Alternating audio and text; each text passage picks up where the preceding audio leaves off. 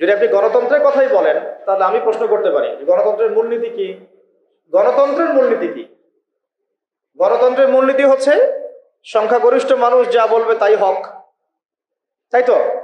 এই মতবাদ ইসলামের সাথে সাংঘর্ষিক, কিন্তু তারপরেও আপনাদের ভাষায় কথা বলছি, যদি এটাও ধরে নেই যে আপনাদের তর্কের খাতিরে ধরেও নেই যে আপনাদের এই কথাটা ঠিক, আসলে কিন্তু ঠিক না, তর্কের খাতিরে ধরে নিলাম যে আপনাদের এই কথাটা ঠিক, তাহলে আমাদেরকে উত্তর দেন যে বাংলাদেশে বেশিরভাগ মানুষ তো মুসলিম, 90% মানুষ মুসলিম, তাহলে 90% মানুষ মুসলিম, এত বেশি অধিকাংশ মুসলিম প্রধান একটা দেশের রাষ্ট্র ধর্ম ইসলাম কেন হবে না?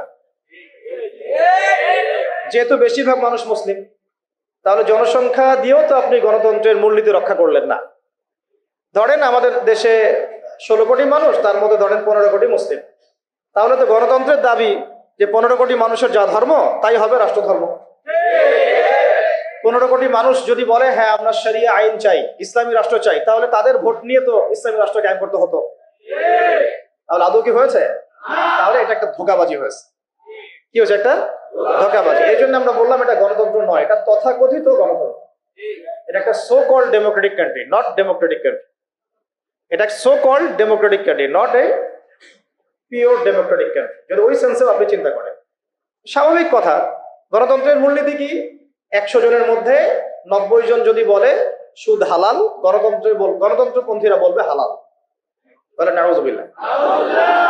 যদি 100 জনের মধ্যে 99 জন বলে সমকামিতার লাইসেন্স দাও, দিবে। যদি বলে LGBTQ প্রতিষ্ঠা করো, করবে। যদি বলে যে পতিতালয়ের লাইসেন্স দাও, দিবে। এই তো তাদের মূলনীতি। এটা মূলনীতি না? আর একজন বেচারা দাঁড়িয়ে যদি বলে যে না এগুলো হারাম, তার কথা শোনা হবে না। স্পিকার সাহেব বলবেন না, হ্যাঁ জয়যুক্ত হয়েছে। কি বলবেন? হ্যাঁ জয়যুক্ত হয়েছে। তো এটা হলো তাদের মূলনীতি। তো এই মূলনীতি ইসলামের সাথে সরাসরি সাংঘর্ষিক, কিন্তু তর্কের খাতিরে যদি ধরেও নেই যে আপনার কথা ঠিক, আপনার মূলনীতি ঠিক আছে, তাহলে বেশিরভাগ মানুষ যেহেতু মুসলিম, তাহলে কেন ইসলাম রাষ্ট্রধর্ম হলো না? কেন সংবিধানে ইসলামী আইনগুলো আসলো না? কেন মুসলিমদের ধর্মগ্রন্থই সংবিধান হলো না? কেন মুসলিমদের উসওয়াতুল হাসানা নবী মুহাম্মদ সাল্লাল্লাহু আলাইহি ওয়াসাল্লামের রেখে যাওয়া সুন্নতার বিধানগুলো আমাদের সংবিধানে স্থান পেল না? কেন পেল না? কেন আমরা আল্লাহ এবং তার রাসূলের বিধান থাকতেও মানব রচিত বিধান কেন রচনা করলাম? কেন আমরা আমাদের সংবিধানে আল্লাহ বিরোধী আইনগুলো নিয়ে আসলাম? যদি আমরা এটা মানি যে হ্যাঁ গণতান্ত্রিক পদ্ধতিতেই বেশিরভাগ মানুষ যা বলে সেটাই সত্য, তাহলে আমরা তো এখানে বেশিরভাগ মানুষ মেজরিটি, আমাদের সংখ্যা তো বেশি, তাহলে আমাদের মতামতগুলো কেন নেওয়া হলো না? তার মানে বোঝা গেল পুরো বিশ্বে এই গণতন্ত্রের নামে ধোঁকাবাজি চলতেছে। কি চলতেছে? মানুষের আই ওয়াশ শোডাউন করা। আদতে তারা কখনোই সংখ্যাগরিষ্ঠ মানুষের মতামতকে নিচ্ছেন না। একটা আমভাবে একটা ভোটের আয়োজন করেন, ধরেন আমভাবে একটা গণভোট। এখন এই মুহূর্তে এই পরিবর্তিত বাংলাদেশে যে তরুণ প্রজন্মকে আমরা গড়ার চেষ্টা করেছি বিগত 10 বছর থেকে, তাদের সংখ্যা মাশাআল্লাহ এখন লক্ষ লক্ষ না কোটি কোটি, তাই না? মাশাআল্লাহ। এখন একটা আপনারা একটা গণভোট নেন, দেখি ইনসাফের সাথে যে কত পার্সেন্ট মানুষ ইসলামী রাষ্ট্র চায় আর কত পার্সেন্ট মানুষ ইসলামী রাষ্ট্র চায় না। কত পার্সেন্ট মানুষ চায় যে বাংলাদেশে একটা ইসলামী রাষ্ট্র হোক বা একটা ইসলাম পথের সরকার আমাদের মাথার উপরে আসুক। একটা আমভাবে গণভোট নেন, তারপর দেখেন কে জিতে কে হারে। কিন্তু ইনসাফের সাথে এটা কি কখনো নেওয়া হয়েছে? সব রাতের অন্ধকারে হয়েছে। সব কি হয়েছে? এটা ধোঁকাবাজি। ধোঁকাবাজি না? তো এই দর্শনে যারা বিশ্বাস করেন, তারা জীবনের একটা অংশে ইসলামকে মানেন, বাকি অংশে তার ইসলামকে মানেন। তারাই বলেন যে ইসলাম ধর্মকে আবার রাষ্ট্রে আনার কি দরকার, সংবিধানে কেন আল্লাহর আইন আনতে হবে, এগুলো তো মৌলবাদী কথা হয়ে যায়, এগুলো তো হ্যাঁ চরমপন্থা হয়ে যায়, এগুলো তো সেকেলে কথা হয়ে যায়, এই যুগে কি এগুলো চলে? নাউজুবিল্লাহ। তারা এগুলো বলেছে না? এর বাইরে একটা শ্রেণী আছে এই অঙ্গনে, তাদেরকে বলা হয় কমিউনিস্ট। কি বলা হয়? যত বামপন্থী তারা এই দলের অন্তর্ভুক্ত আর কি। তাদের মতামতটা আরো বেশি গর্হিত, কারণ গণতন্ত্রপন্থীরা অন্তত জীবনের একটা ক্ষেত্রে আল্লাহর অস্তিত্ব স্বীকার করে। কোন ক্ষেত্রে? ধর্মীয় জীবনে, ব্যক্তিগত জীবনে। কিন্তু কমিউনিস্টে যারা বিশ্বাসী, কমিউনিজমে যারা বিশ্বাসী, তারা স্রষ্টা ঈশ্বরের অস্তিত্বেই বিশ্বাস করে না। তারা তো আরো বড় রকমের কুফরের মধ্যে আছে। এটা তো তাগুত না, এটা আরো বড় কুফর এবং শিরক আকবরের মধ্যে। তারা মনে করেন যে স্রষ্টা বলতে কিছু নাই, রাষ্ট্র আমরা গঠন করব, অর্থনীতি আমরা বুঝবো, সমাজনীতি আমরা বুঝবো, অর্থনীতি অর্থ ব্যবস্থা আমরা বুঝবো, শিক্ষা ব্যবস্থা আমরা বুঝবো, এখানে ধর্মগ্রন্থের আনার কোনো প্রয়োজনই নাই, ধর্মের কোনো জায়গাই নাই আমার জীবনে। এটা হচ্ছে ওদের তাদের মানে মূলনীতি। হ্যাঁ, যদি ব্যক্তিগতভাবে কেউ নাম আব্দুল্লাহ হয় সেটা অন্য ইস্যু, কিন্তু প্রকৃত মুসলিম বলতে যা বোঝায় তার ধার কাছেও তারা নাই। তারা নাস্তিকতায় বিশ্বাসী। এক কথা কিসে বিশ্বাসী? নাস্তিকতা। আরো ব্যাপার আছে, গণতন্ত্রপন্থীদের যেমন উসওয়াতুল হাসানা আছে, গণতন্ত্রপন্থীদের উসওয়াতুল হাসানার নাম হচ্ছে আব্রাহাম লিঙ্কন। কি নাম? আবার কমিউনিস্ট যারা, তাদের উসওয়াতুল হাসানা কে? মাও সেতুং, লেনিন, স্টেলিন, তারা হচ্ছে তাদের উসওয়াতুল হাসানা। উসওয়াতুল হাসানা বুঝেন কিনা? উসওয়াতুল হাসানা মানে কি? সর্বোত্তম আদর্শ।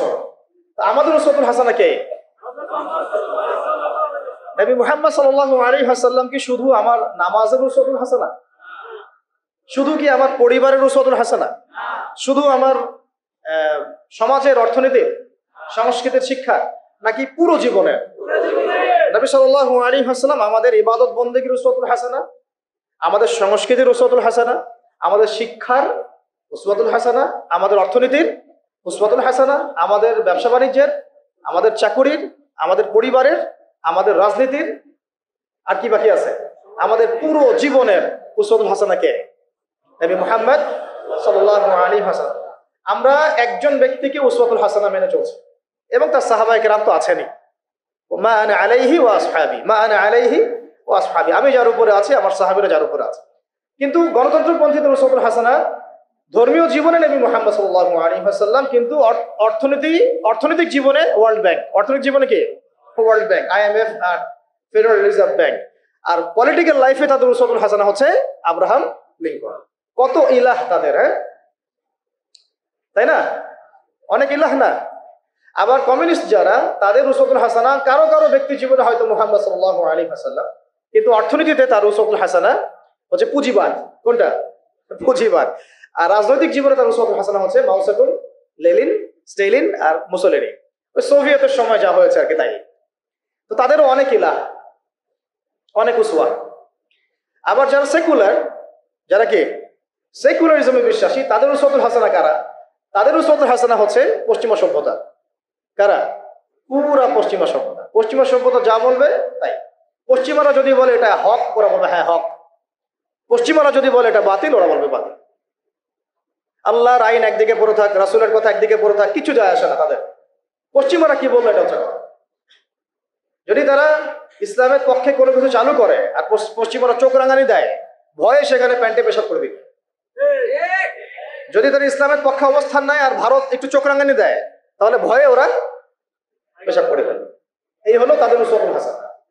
তাদের উসওয়াতুল হাসানা হচ্ছে বিশ্বের পশ্চিমা এবং যত রাম বাম প্রগতিশীল পরাশক্তি, এগুলো ওদের উসওয়াতুল হাসানা। কিন্তু আমরা মুসলিম, আমাদের উসওয়াতুল হাসানা জীবনের সর্বক্ষেত্রেই একজন ব্যক্তি, তার নাম মুহাম্মদ সাল্লাল্লাহু আলাইহি ওয়াসাল্লাম। মূল জায়গাটা আলোচনা করলাম এই কারণে, আপনাদের বোঝার সুবিধার্থে, যে ইবাদত করার ক্ষেত্রে এসে আমরা যে ইসলামকে কত ভাগে ভাগ করে ফেলছি তা ঠিক নাই। অথচ ইবাদত করতে আল্লাহ পাক বলেছেন জীবনের সমস্ত ক্ষেত্রেই আমার বিধান মেনে চলো।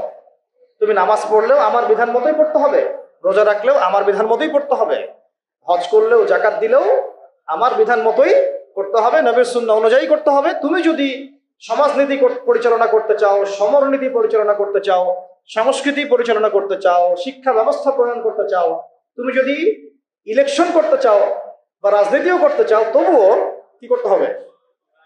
আমার বিধান মোতাবেকই তোমাকে আগাতে হবে। তুমি এখানে অন্যের বিধানে দাসত্ব করতে পারবে না। যদি করো তাহলে তুমি জীবনের এক ক্ষেত্রে আল্লাহকে মানো, আর এক ক্ষেত্রে শয়তানকে মানো। তুমি জীবনের এক ক্ষেত্রে আল্লাহকে মানো, আর এক ক্ষেত্রে শয়তানকে। তুমি জীবনের এক ক্ষেত্রে আল্লাহর দাসত্ব করো, আর এক ক্ষেত্রে তাগুতের দাসত্ব করো। এই সহজ সরল কথাটা আমরা আমাদের জাতিকে আসলে এখনো হয়তো বোঝাতে পারি। অনেকে বুঝে করে, অনেকে না বুঝে করে। যারা এখন এই রাজনীতিগুলোর মধ্যে আছেন বেশিরভাগই এগুলো বুঝেন না, বেশিরভাগই বুঝেন না। দেখবেন অনেক বড় একটা রাজনৈতিক দলের একজন মুখপাত্র সেদিনই বলে দিলেন যে, দেখেছেন ধর্ম নিয়ে কি ধর্মান্ধতা সৃষ্টি হয়েছে আমাদের দেশে, দেখেছেন ধর্ম নিয়ে কি উন্মাদনার সৃষ্টি হয়েছে। বলেছেন না একজন? ধর্ম নিয়ে উন্মাদনা সৃষ্টি হবে কেন? বরং ধর্মকে আমরা জীবনের সব ক্ষেত্রে প্রতিষ্ঠা করতে চাই। এটার নাম তো উন্মাদনা না, এটা বরং আমাদের উপর ফরজ। এটা আমাদের উপর কি ফরজ? আপনি যদি নামাজ পড়েন তাহলে নামাজের ক্ষেত্রে আল্লাহর বিধান মানা ফরজ না? তাহলে আপনি যদি ব্যবসা করতে যান সেখানে আল্লাহর বিধান মানা ফরজ না?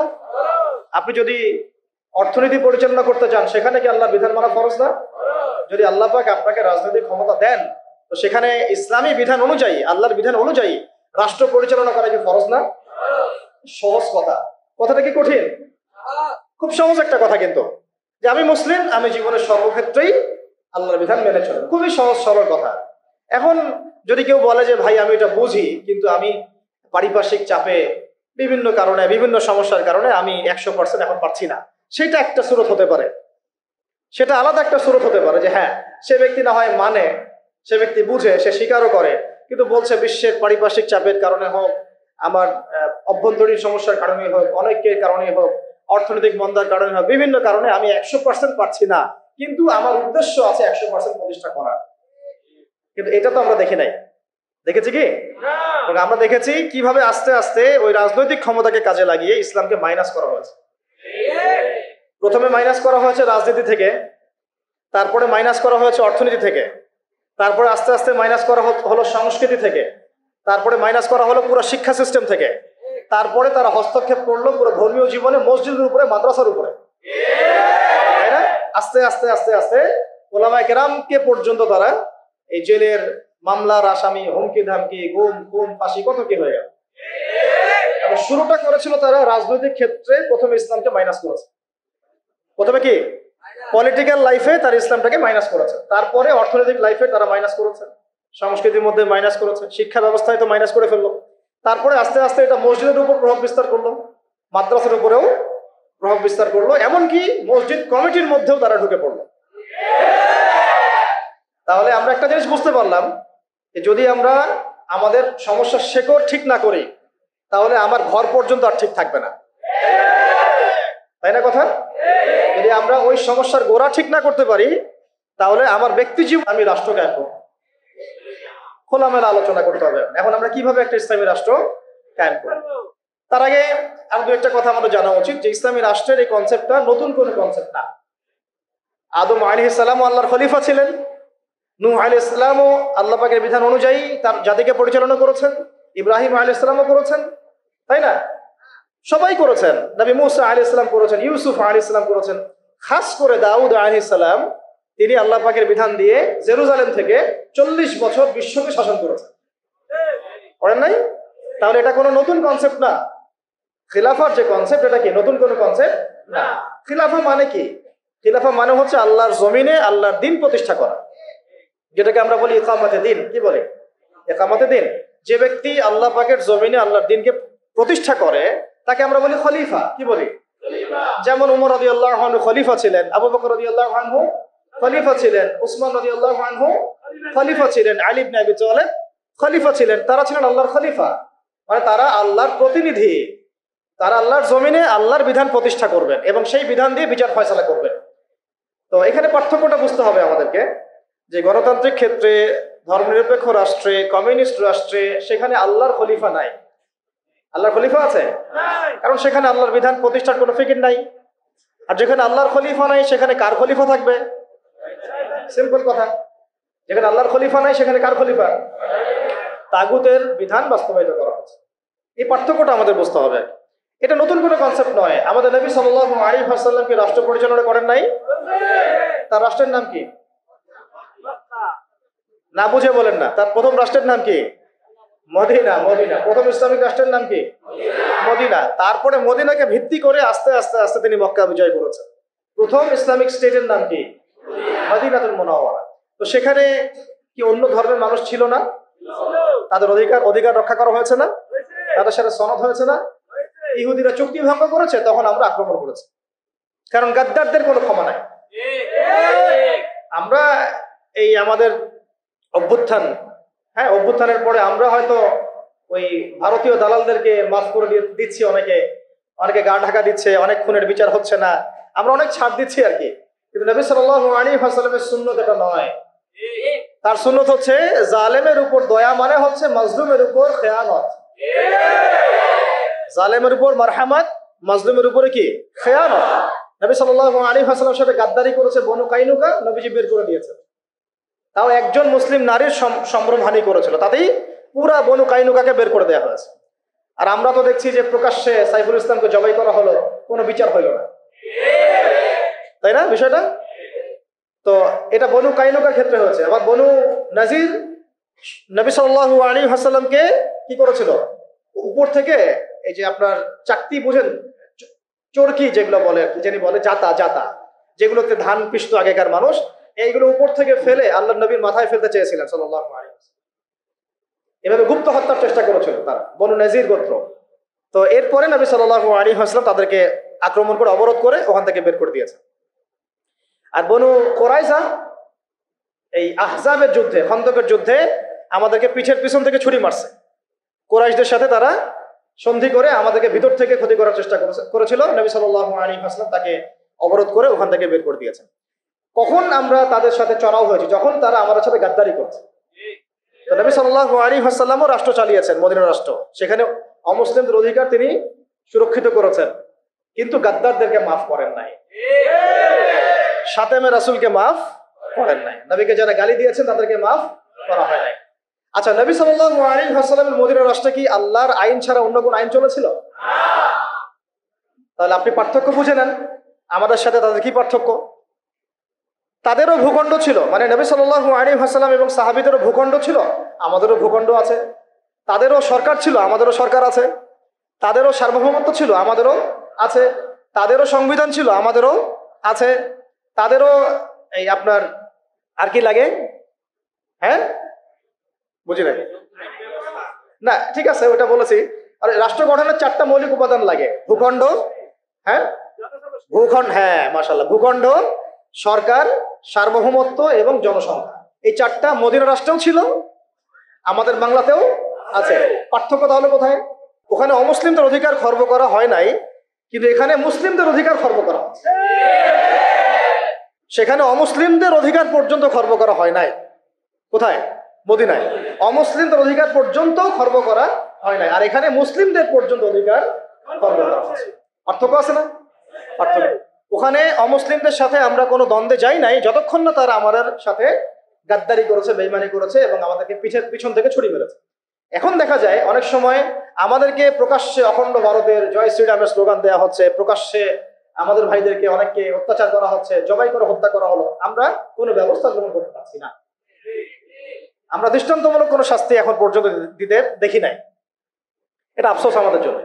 কিন্তু নবী সাল্লাল্লাহু আলাইহি ওয়াসাল্লামের যুগে একজন দিনী বোনের ইজ্জতের বিনিময়ে তিনি পুরা বনু কাইনুকাকে একেবারে মদিনা থেকে বের করে দিয়েছেন। আমরা কিন্তু সেটা করতে পারি না। তারপরে নবী সাল্লাল্লাহু আলাইহি ওয়াসাল্লামের যুগে মদিনায়, ওখানে কি আল্লাহর বিধান ছাড়া অন্য কোনো বিধান দিয়ে রাষ্ট্র চলেছে? তাহলে আমাদের এখানেও সবই আছে, কিন্তু এখানে আল্লাহর বিধান নাই। আল্লাহর বিধান দিয়ে এই রাষ্ট্র পরিচালিত হচ্ছে না।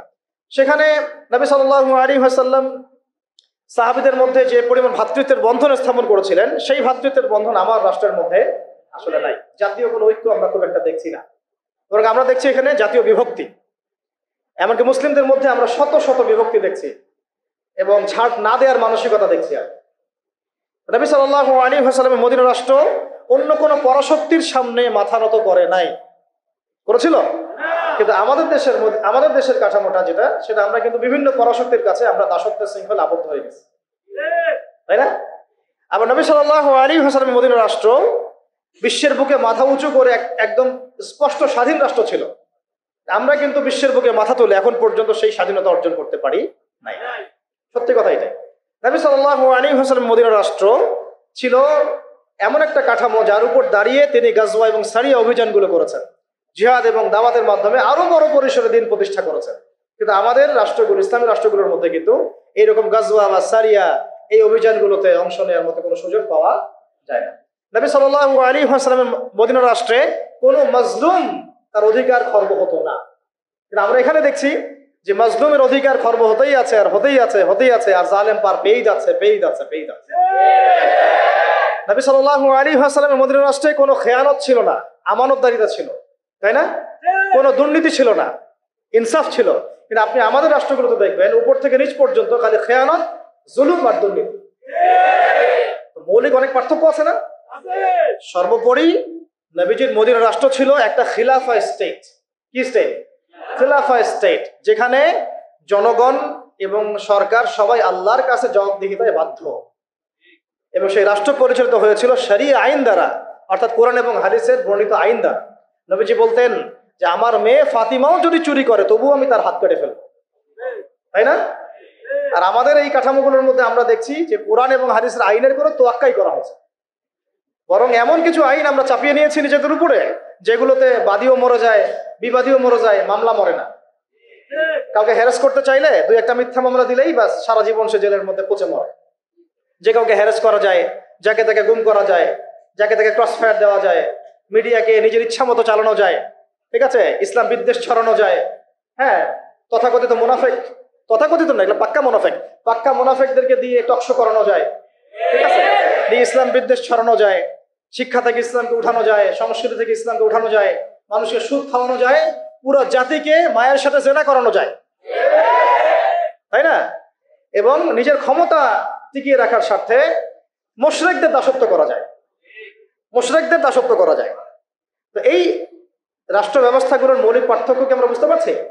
যে মদিনা রাষ্ট্র কিরকম একটা পবিত্র এবং প্রামাণ্য একটা রাষ্ট্র ছিল, স্বতন্ত্র, স্বাধীন, সার্বভৌম একটা রাষ্ট্র ছিল, যে রাষ্ট্র এবং জনগণ আল্লাহ ছাড়া কাউকে ভয় করতো না, তাই না? এবং সেই রাষ্ট্রটাকে ভিত্তি করে নবী সাল্লাল্লাহু আলাইহি ওয়াসাল্লাম দাওয়াত এবং জিহাদের মধ্য দিয়ে আস্তে আস্তে রাষ্ট্রের আয়তন বাড়িয়েছেন, জনসংখ্যা বেড়েছে, ইসলাম প্রসারিত হয়েছে।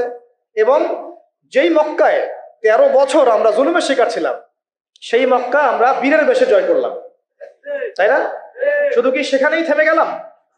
সেখানে সেটাকে ভিত্তি করে আবার আবু বকর রাদিয়াল্লাহু আনহু, ওমর, ওসমান, আলী, 4 খলিফার যুগে ইসলাম অর্ধেক বিশ্ব পর্যন্ত ছড়ায় গেল।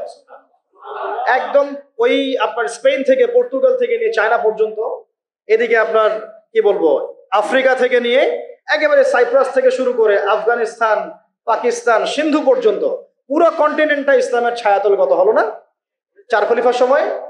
ওই খেলাফা রাষ্ট্রের উপর দাঁড়িয়ে হয়েছে।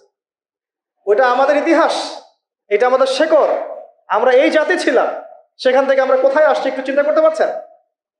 পুরো রাষ্ট্র ব্যবস্থার মধ্যে দুর্নীতি, অনিয়ম, জুলুম, খেয়ানত, মানে মাজলুমের অধিকার খর্ব করা, হ্যাঁ, আইনের সুশাসন নিশ্চিত না হওয়া, একেবারে জোরজার মূল্যোক্তার, জ্ঞানীদেরকে মূল্যায়ন না করা, মূর্খদের রায় নিয়ে রাষ্ট্র পরিচালনা করা, হ্যাঁ, এবং আল্লাহ বিরোধী আইনগুলোকে হালাল করে নেওয়া, আল্লাহর হালালকে হারাম করে নেওয়া, আল্লাহর হারামকে হালাল করে ফেলা, হ্যাঁ, তাগুতি বিধান চাপিয়ে দেওয়া, ইসলামকে সংকুচিত করা, ইসলাম বিদ্বেষ ছড়ানো। কি করি নাই আমরা? কি করি নাই আমরা? মূল কথা হচ্ছে আমরা ইসলামটাকে শুধু ব্যক্তি জীবনে ওই ইহুদি খ্রিস্টানদের মতো, ওরা যেমন গির্জায়, প্যাগোডায় ধর্মকে সংকুচিত করেছে, ওই রকম আমরাও চেয়েছি যে ইসলামকে মসজিদের মধ্যে ঢুকায় তালা মেরে রেখে দেব, বাইরে ইসলামকে আমরা আসতে দিব না, তাই না? এটার বাস্তব রূপরেখা আমরা দেখেছি এই সেকুলার রাষ্ট্রগুলো। এখন যদি আমরা এগুলো থেকে কোনো শিক্ষা নিয়েই থাকি, তাহলে আমাদের আগে জানা উচিত যে ইসলামী রাষ্ট্র ব্যবস্থায় সুবিধা কি, অসুবিধাগুলো কি, এবং এখানে আমাদের ভূমিকাটা কি, নাকি আমরা আসলে চাই এভাবেই চলতে থাক? আসলে সিদ্ধান্তে আসে নাকি? আপনারাই বলেন তো, আসলে কি এভাবেই চলতে থাকা উচিত? দেখেন, এভাবে যদি চলতে থাকে, আমি আপনাদেরকে গ্যারান্টি দিচ্ছি, আল্লাহ না করুক যদি এইভাবে চলতে থাকে, তাহলে ব্যক্তি জীবনেও আপনি ইবাদত করার স্বাধীনতা হারাবেন। ইভেন আমরা তো আশঙ্কা করছিলাম যে কোন দিন জানি দাড়ি রাখার নিষেধাজ্ঞা চালু হয়। আপনারা কি তুরস্কের ইতিহাস পড়েছিলেন? যখন তুরস্ক প্রথম বিশ্বযুদ্ধে অটোম্যানরা যখন মানে ফার্স্ট ওয়ার্ল্ড ওয়ারে অংশ নিয়েছিল, হেরে গিয়েছিল, মোস্তফা কামাল আতাতুর্ককে ক্ষমতায় বসানো হয়েছিল, তখন আজান বন্ধ হয়ে গিয়েছিল, মাদ্রাসা বন্ধ হয়ে গিয়েছিল, মসজিদ তালা মারা হয়েছিল, দাড়ি রাখা নিষেধ করা হয়েছিল। এমন কোনো জুলুম নাই তখন করা হয়। তো এভাবে যখন ইসলামকে রাজনৈতিক অঙ্গন থেকে সরিয়ে ফেলা হয়, তখন আস্তে আস্তে ইসলাম ব্যক্তি জীবন থেকে উঠে যায়, উঠিয়ে দেওয়া হয়।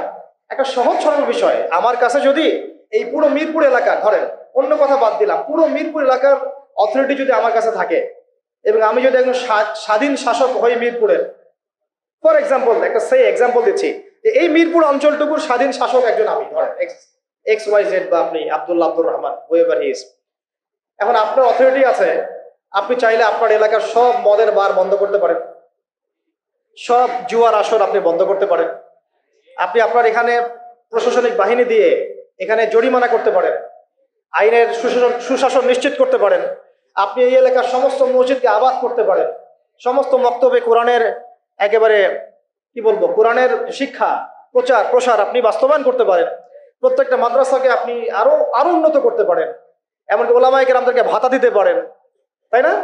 তাদেরকে আপনি উন্নত জীবন দিতে পারেন, তাদেরকে জুলুমের হাত থেকে বাঁচাতে পারেন। মানে এক কথায় এই এলাকায় আপনি আল্লাহ এবং তার রাসূলের বিধানকে বাস্তবায়ন করতে পারবেন, সমস্ত জুলুমের শেকড় উপড়ে ফেলতে পারবেন। কিন্তু যদি এই এলাকার শাসন ক্ষমতা আপনার হাতে না থাকে, আপনি আমি যদি একটা সাধারণ মানুষ হই, তাহলে আদৌ কি আপনি এগুলো করতে পারবেন? এই সহজ কথাটা আমরা বুঝি না। অনেকেই আমরা আমাদের কাপুরুষতার কারণে ঝুঁকি নিতে হবে এখানে, এই কারণে এখানে জীবন যাওয়ার সুযোগ আছে, এই কারণে এই কথাগুলো বলাও আমরা ছেড়ে দিয়েছি। বিগত 15 বছরে কিন্তু এগুলো খুব একটা বলাও হয় নাই, যারাই বলতে চেষ্টা করেছেন তাদেরকে উঠিয়ে নেওয়া হয়েছে। আর এটা আল্লাহ পাকের রহমত যে আমরা এখনো বেঁচে আছি। বাঁচার তো কথা ছিল না, বাঁচার কথা কিন্তু ছিল না। আল্লাহ পাক তার দিনকে তার জমিনে প্রতিষ্ঠা করার জন্য, প্রসার করার জন্যই হয়তো আমাদেরকে রেখেছেন, অন্য কোনো উদ্দেশ্য নাই আমাদের। তো এখন আমরা যদি এই সুযোগকে কাজে না লাগাই, যদি আমরা সবাই মিলে এই সুযোগকে কাজে না লাগাই, তাহলে কে জানে আবার 10-20 বছর পরে বা 5 বছর পরে, আল্লাহ না করুক, যদি আরো বড় কোনো জালেম চেপে বসে, তাহলে না থাকবে আমাদের কোনো দেহ, আর না থাকবে আমাদের কোনো গর্দান।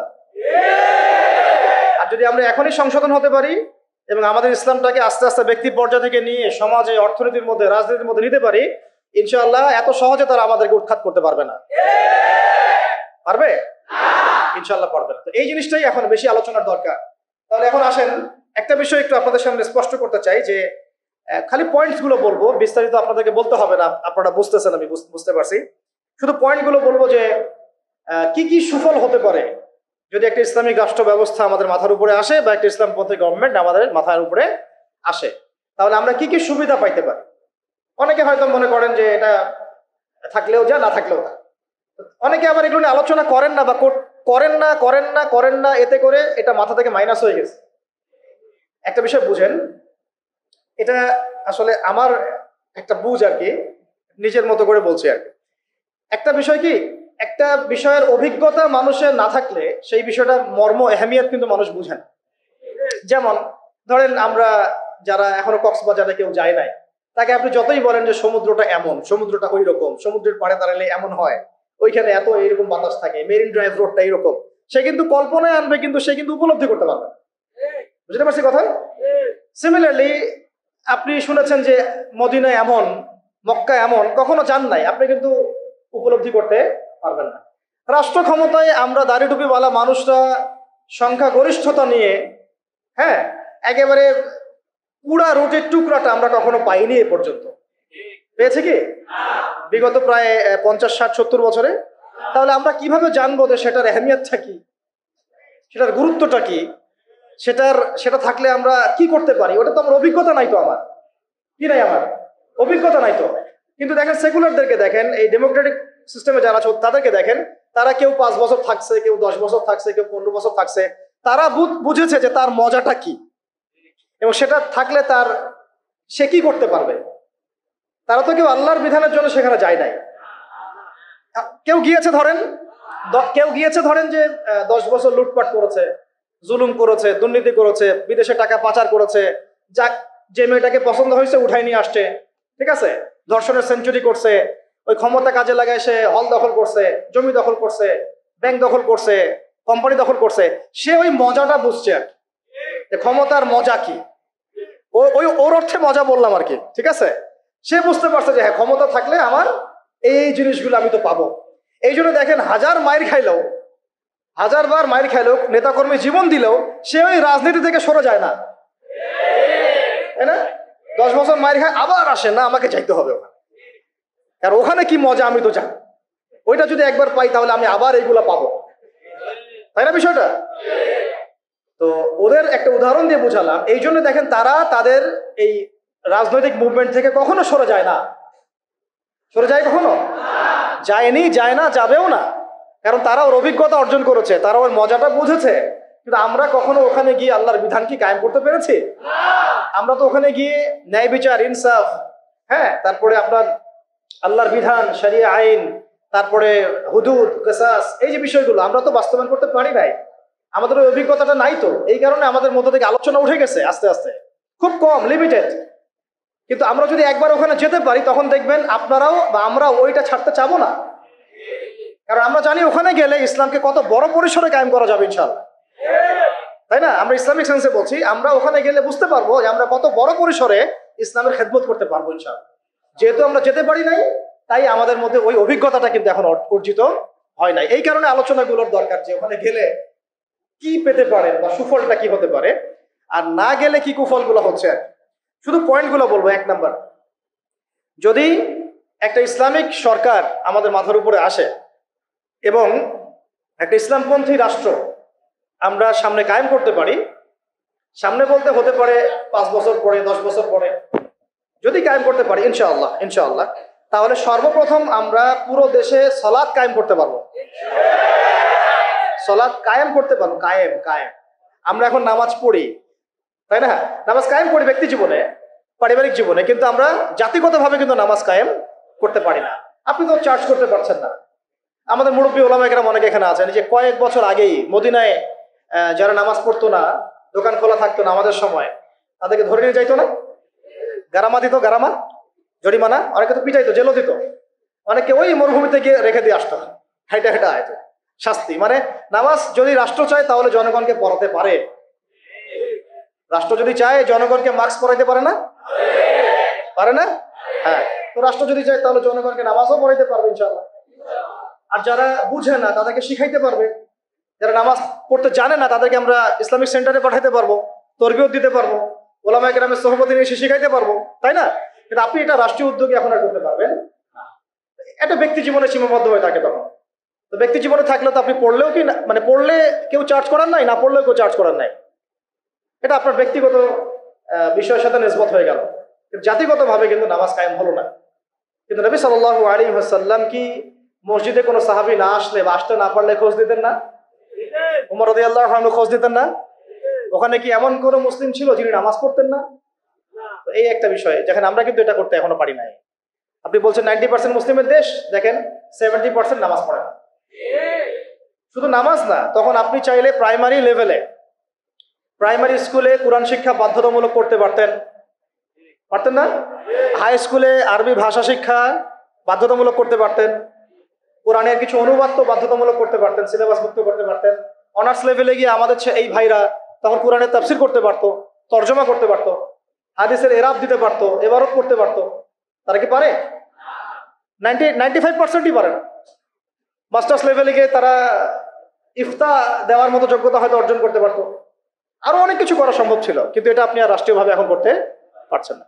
তাহলে একটা বিষয় হচ্ছে, দেখুন এক্সাম্পলটা বুঝেন। এখানে তো অনেক ফ্যাক্টরি আছেন আপনাদের এখানে, এটা দেখে মনে পড়লো আর কি উদাহরণটা, যে দেখেন ধরেন আমি একটা চাদর পরেছি, এখন এই চাদরটা ধরেন যে এক ভাই হাতে সেলাই করছে, 10 জন মিলে হাতে সেলাই করছে, 10টা চাদর উৎপন্ন হচ্ছে, আর এখানে একটা চাদর তৈরির ফ্যাক্টরি আছে, উৎপাদন কার বেশি হবে? ইসলামিক রাষ্ট্র হচ্ছে একটা ফ্যাক্টরির মতো কাজ করবে, যা ইসলাম আরো অনেক বেশি ছড়াই দিতে পারবে, যেটা ব্যক্তিগতভাবে অতটা সম্ভব হয়ে ওঠে না। দাওয়াতের মাধ্যমে হয়, দাওয়াতের মাধ্যমে ব্যক্তিগত ইসলাহ হয়, মানুষ ফিরে আসে, কিন্তু বড় পরিসরে ইসলাম কায়েম হয় না। বরং আমরা ইসলাহের যত মেহনত করি, ওরা ওদের শয়তানি শক্তি দিয়ে ওইটাকে আবার নস্যাৎ করার চেষ্টা করে, তাই না? আমরা ইসলাহ করে মানুষকে আল্লাহর পথে ডাকার চেষ্টা করি, ওরা গান বাজায় দিল, কনসার্ট করাই দিল, পর্নোগ্রাফি চালু করে দিল, মেয়ে নাচাই দিল, আল্লাহ বিরোধী আইন 4টা 5টা চালু করে দিল, বাস আপনার মেহনতের উপর পানি পড়ে গেল, তাই না বিষয়টা? অথচ যদি আমরা একটা ইসলামিক স্টেটের দিকে যেতে পারতাম, ইসলামিক রাষ্ট্র ব্যবস্থার দিকে, তাহলে ওই ক্ষমতা আমাদের হাতে থাকতো যে তারা উপরের লেভেল থেকে ইসলাম বিরোধী কোনো শক্তিকে মানে আমাদের উপর চাপিয়ে দিতে পারতো না। 1 নাম্বার হচ্ছে আমরা নামাজ প্রতিষ্ঠা করতে পারতাম জাতিগতভাবে, যেটা আমরা এখন পারছি না। 2, আমরা যাকাত কায়েম করতে পারতাম, যাকাত প্রতিষ্ঠা করতে পারতাম রাষ্ট্রীয়ভাবে। এটা মুসলিমদের জন্য বলছি, নামাজ এবং যাকাতের বিষয়গুলো। অমুসলিমদেরকে নিয়ে তো আমাদের এখন এভাবে ফিকির নাই। তারা আমাদের রাষ্ট্র থাকবে, আমরা সহ অবস্থান করব, আমরা তাদের ধর্ম পালনে কোনো বাধা দিব না, আবার আমরা তাদের ধর্ম পালনের অংশও হব না। মানে না আমি মূর্তি ভাঙতে যাব, আর না আমি মূর্তি পাহারা দিব, আর না আমি মূর্তি গড়ে দিব। তারা লাকুম দিনুকুম ওয়ালিয়া দিন, তোমাদের দিন তোমরা পালন করো, আমাদের দিন আমরা পালন করবো। এবং তোমরা আমাদেরকে জিজিয়া দিবা। কি দিবা? এই জিজিয়া কেন দিতে হবে? কারণ এই জিজিয়ার বিনিময়ে আমরা তাদের জান মাল সম্পদ সন্তান সবকিছু নিরাপত্তার দায়িত্ব নেব, যেটা মদিনা রাষ্ট্রে ছিল।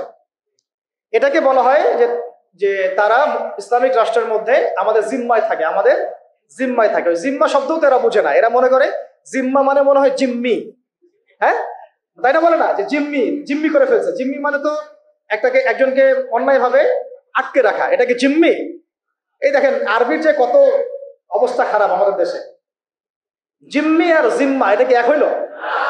জিম্মি হচ্ছে কি কাউকে অন্যায় ভাবে আটকে রাখা, আর জিম্মা মানে আপনার জান আমার জান, আপনার মাল আমার মাল, আপনার সন্তান আমার সন্তান, আপনার পরিবার আমার পরিবার।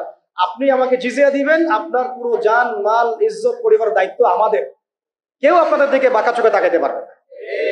যদি তাকাইতে আসে কোনো মুসলমানও যদি আপনার উপর জুলুম করতে আসে, আমরা ওই মুসলমানের হাত কেটে ফেলে দেব যখন আপনার উপর জুলুম হবে। তখন যদি আপনি মজলুম হন আর মুসলিম জালেম হয়, তাহলে আমরা তার বিরুদ্ধে ব্যবস্থা নেব। এটা হচ্ছে জিম্মাদারি। তো এরা দেখলাম যে এতটুকু বুঝে না। আমাদের একটা স্ট্যাটাস নিয়ে দেখলাম ভারতীয় একটা মিডিয়া এইসব অপপ্রচার চালাইছে। উনি বলছে যে অমুসলিমদেরকে জিম্মায় নিয়ে চলে আসবে। আরে ভাই, জিম্মা তো ভালো শব্দ। জিম্মা এত বড় শব্দ যে মানে আমার সন্তান যদি আপনার বিরুদ্ধে অন্যায় করে, আমি আমার নিজের হাতে সন্তানকে শাস্তি দিব। এটা হলো জিম্মা। যাই হোক, এটা তারা বুঝে না। এটা তাদের জন্য না, এই সালাত এবং যাকাতের বিষয়টা কাদের জন্য না? মুসলিমদের জন্য। অমুসলিমদের জন্য এটা নয়। আমরা তাদেরকে দাওয়াত দিব। কি করবো? তাদেরকে দাওয়াত দিব। যাকাত প্রতিষ্ঠা করা সম্ভব কিভাবে? আমরা রাষ্ট্রীয়ভাবে আমাদের যাদের নেশাব পরিমাণ সম্পদ হয়েছে একেবারে তালিকাভুক্ত করে শুমারি করে একটা প্রশাসনের বাহিনীকে লাগিয়ে দিয়ে এইটাকে আমরা মানে উত্তোলন করতে পারি কিনা? নবী সাল্লাল্লাহু আলাইহি ওয়াসাল্লাম করেছিলেন কিনা? আবু বকর সিদ্দিক, ইবনুল খাত্তাব বিন আফফান, উসমান বিন আফফান, আলী ইবনে আবি তালেব, তারা করেন নাই? তখন কি এই যাকাতের অর্থগুলো গরিব মানুষের কাছে সমানভাবে বন্টন করা হয় নাই? যাকাতের 8টা খাতে। এবং তখন কি সমাজের মধ্যে গরিব মানুষের সংখ্যা বেশি ছিল না কম? একজনও খুঁজে পাওয়া যায় তো?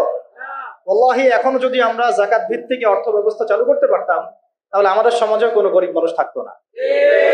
আপনাদের যত ওই কমিউনিজমের মতবাদ আছে, আর ওই পুঁজিবাদ আছে, আর এই সমাজতন্ত্র আছে, হ্যাঁ, আর এই যে আরো যত মতবাদ গুলো আছে, ওয়ার্ল্ড ব্যাংকের, IMF এর, হ্যাঁ, ফেডারেল রিজার্ভ ব্যাংকের, এই সমস্ত মতবাদ গুলো ফেল করছে। মানবতার কল্যাণে তারা কিছুই করতে পারে না। মানবতার কল্যাণে প্র্যাকটিক্যালি কাজ করে দেখিয়েছেন নবী মুহাম্মদ সাল্লাল্লাহু আলাইহি ওয়াসাল্লাম কিভাবে ইসলামী এবং যাকাত ভিত্তিক অর্থ ব্যবস্থার মধ্য দিয়ে সমাজের দরিদ্র মানুষের হক আদায় করতে হয়, এটা তিনি দেখিয়ে দিয়েছেন। আপনারা সেটা কিছুই করতে পারেন না। খালি এসব গদবাধা আমাদেরকে ইকোনমিক্সের বই পড়াইছেন। ইকোনমিক্সের কি করছেন? বই পড়াইছেন। আর ইকোনমিক্সের পড়া এত জরুরি এই যুগে, ইসলামিক ইকোনমিক্স, না হলে যে আমাদেরকে কিভাবে তারা সুদখোর বানাচ্ছে আপনি চিন্তাও করতে পারেন। সাম্য তো কায়েম করতে পারেনি নাই, ইনসাফ তো করতে পারেনি নাই, বরং মানুষকে খাইয়েছেন রিবা, সুদ, ঘুষকে জায়েজ করছেন, দুর্নীতি হয়েছে, টাকার মান কমানো বাড়ানো নিয়ে ইনফ্লেশন করেছেন, গরিবের রক্ত চুষে খাইছেন। হ্যাঁ, একটা অংশ দিন দিন ধনী হয়েছেন, বাকি অংশকে গরিব বানাইছেন। মানুষের রক্তচোষা, শ্রমিকদের রক্তচোষা, গরিবদের রক্তচোষা অর্থনীতি দিয়েছেন মানুষকে। এবং এর ফলে মানে বৈশ্বিক জুলুম আপনারা প্রতিষ্ঠা করেছেন এই অর্থনীতি সিস্টেমের মধ্য দিয়ে। এইটা নিয়ে কথা বলতে গেলে আমার 1 ঘন্টা সময় লাগবে, এটা আমি অন্য একদিন বলবো ইনশাল্লাহ। শুধু এই টপিকের উপর কথা বলবো ইনশাল্লাহ, যে বর্তমান অর্থ ব্যবস্থা ধোঁকাবাজি। বর্তমান অর্থ ব্যবস্থার, অর্থনৈতিক সিস্টেমের ধোঁকাবাজি আপনি শুনলে আপনার চোখ কপালে চলে যাবে। আসলে যারা কম জানে ওরা ঘুমাইতে পারে শান্তিতে, যারা আসলে জানে তারা ঘুমাইতে পারে না, বুঝছেন? আসলে সত্য কথা এটাই। এত ধোঁকাবাজি হয়েছে অর্থনীতির মধ্যে, এমন ভাবে গরিব মানুষকে নির্যাতন করা হয়েছে, এমন ভাবে রক্ত চোষা হয়েছে। আল্লাহর কসম করে বলতেছে, বাংলাদেশের বেশিরভাগ মানুষ এটার হদিসই নাই, তারা জানেই না। এবং এর পিছনে আছে ওই পশ্চিমা পরাশক্তি আর ওই ইসরায়েল এবং আমেরিকার শক্তি। এরাই কাজগুলো করছে সারা ওয়ার্ল্ড। আল্লাহ পাক আমাদেরকে বোঝার তৌফিক দান করেন। এখন এই যাকাত ভিত্তিক অর্থ ব্যবস্থা প্রতিষ্ঠা করা কিন্তু এখন ব্যক্তিগতভাবে সম্ভব নয়। ব্যক্তিগতভাবে সম্ভব, রাষ্ট্রীয়ভাবে যদি রাজনৈতিক ক্ষমতায় আমরা যেতে পারতাম ইসলামপন্থীরা, তাহলে এটা সম্ভব ছিল। 3 নাম্বার দেখুন যে আমাদের যে বাজার আছে, বাজার বলতে 2 রকম বাজার, একটা হচ্ছে আঞ্চলিক বাজার, একটা হচ্ছে বিশ্ব বাণিজ্য। এই দুটো বাজারের মধ্যে হারাম আছে না, হারাম পণ্য আছে না, মাপে কম দেওয়ার বিষয় আছে না, সিন্ডিকেট আছে না, থার্ড পার্টির তেলেসমাতি আছে না, এই সমস্ত বিষয়গুলোকে আমরা নিয়ন্ত্রণ করতে পারছি না। ইসলামী অর্থ ব্যবস্থা থাকলে বা ইসলামী বাজার ব্যবস্থা থাকলে, ইসলামিক যদি আমরা কি বল সাম্যের ইকোনমি যদি আমাদের সামনে থাকতো, তাহলে আমরা এই প্রত্যেকটা হারামকে বন্ধ করতে পারতাম, এই মজুদদারিগুলো বন্ধ করতে পারতাম, আমরা সিন্ডিকেট বন্ধ করতে পারতাম, আমরা এই যে ইনফ্লেশন বন্ধ করতে পারতাম, আমরা এই বাজারের যে জুলুমগুলা, দুর্নীতিগুলো, এগুলো বন্ধ করতে পারতাম। এগুলো কিন্তু আমরা বন্ধ করতে পারছি না, বরং ইনস্ট্যান্ট শাস্তির আওতায় আনা সম্ভব ছিল, আমরা এটা করতে পারছি না শুধুমাত্র ইসলামিক বিধান না থাকার কারণে। আল্লাহ পাক আমাদের বোঝার তৌফিক দান করেন। তারপরে দেখুন 4 নম্বর হচ্ছে আমাদের পুরো অর্থ ব্যবস্থায়, এটা ভালো করে বোঝেন, পুরো অর্থ ব্যবস্থায় ইকোনমিক সিস্টেমের মধ্যে 3টা জিনিস খুব মোটা দাগে আছে। একটা হলো জুলুম, একটা হলো খেয়ানত, একটা হচ্ছে দুর্নীতি। কি বললাম? জুলুম, খেয়ানত, দুর্নীতি। এই 3টা আমরা দূর করতে পারি নাই আমাদের অর্থ ব্যবস্থা থেকে। যদি ইসলামিক অর্থ ব্যবস্থা থাকতো, যাকাত ভিত্তিক, সাদাকা ভিত্তিক, কৃষি ভিত্তিক, শিল্প ভিত্তিক, হালাল বাণিজ্য, আঞ্চলিক এবং বৈশ্বিক, তাহলে দেখতেন ইনশাআল্লাহ সমস্ত জায়গা থেকে জুলুম, তারপরে আপনার এই খেয়ানত এবং এই দুর্নীতি একটাও স্থান পেত না। কারণ এটাতে জনগণকে আমরা তখন আল্লাহর কাছে জবাবদিহি করতে বাধ্য করতাম এবং আল্লাহ পাকের বিধান অনুযায়ী বিচার ফয়সালা করতাম। আল্লাহ পাকের বিধান অনুযায়ী বিচার ফয়সালা করা হতো, তখন তারা এই সাহসটা পেত না। 5 নম্বর হচ্ছে দেখুন যে ইসলাম বিরোধী যত মতবাদগুলো আছে, যেমন ধরেন কয়েকটা কথা তো বললাম, যেমন ইসলাম বিরোধী অনেক মতবাদ, আসলে তারা তো বুঝতে পারেন না যে কমিউনিজম একটা ইসলাম বিরোধী মতবাদ, সেকুলারিজম একটা ইসলাম বিরোধী মতবাদ, এগুলো তো পলিটিক্যাল, এর বাইরে সামাজিক অনেক ব্যাপার আছে। যেমন ইসলাম বিরোধী বিভিন্ন মতবাদ সংস্কৃতি, কাদিয়ানি মতবাদ ধরেন, তারপরে ইসাই মুসলিমদের ফিতনা, ইসলাম বিরোধী যত মতবাদ, যেমন এই কমিউনিজম বা so-called communism, so-called democracy, so-called secularism, বা এই যে LGBT, তারপরে রিবা, কাদিয়ানি মতবাদ, এনজিওদের সুদের ফিতনা, ইসাই মুসলিমদের ফিতনা, যত ইসলাম বিরোধী মতবাদগুলো আছে, এইগুলোকে রাষ্ট্রীয়ভাবেই আস্তে আস্তে আস্তে মিটিয়ে ফেলা সম্ভব ছিল। কিন্তু ইসলামী রাষ্ট্র ব্যবস্থা না থাকলে এটাকে আপনি মেটাতে পারবেন না, বরং তারা সমাজে আধিপত্য বিস্তার করার চেষ্টা করবে এবং তারা ফ্লুয়েন্টলি তাদের মিশনে কাজ করতে শুরু করবে, যেটা আমরা দেখেছি তারা কাজ করছে। কাদিয়ানিদেরকে কেউ ঠেকাচ্ছে কি? না। ইসাই মুসলিমদের ফিতনা কি কেউ ঠেকাতে পারছি?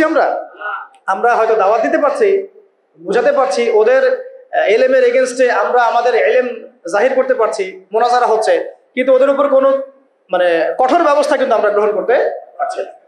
ওটা ব্যক্তিগতভাবে সম্ভব হচ্ছে না, কিন্তু রাষ্ট্র থাকলে আমরা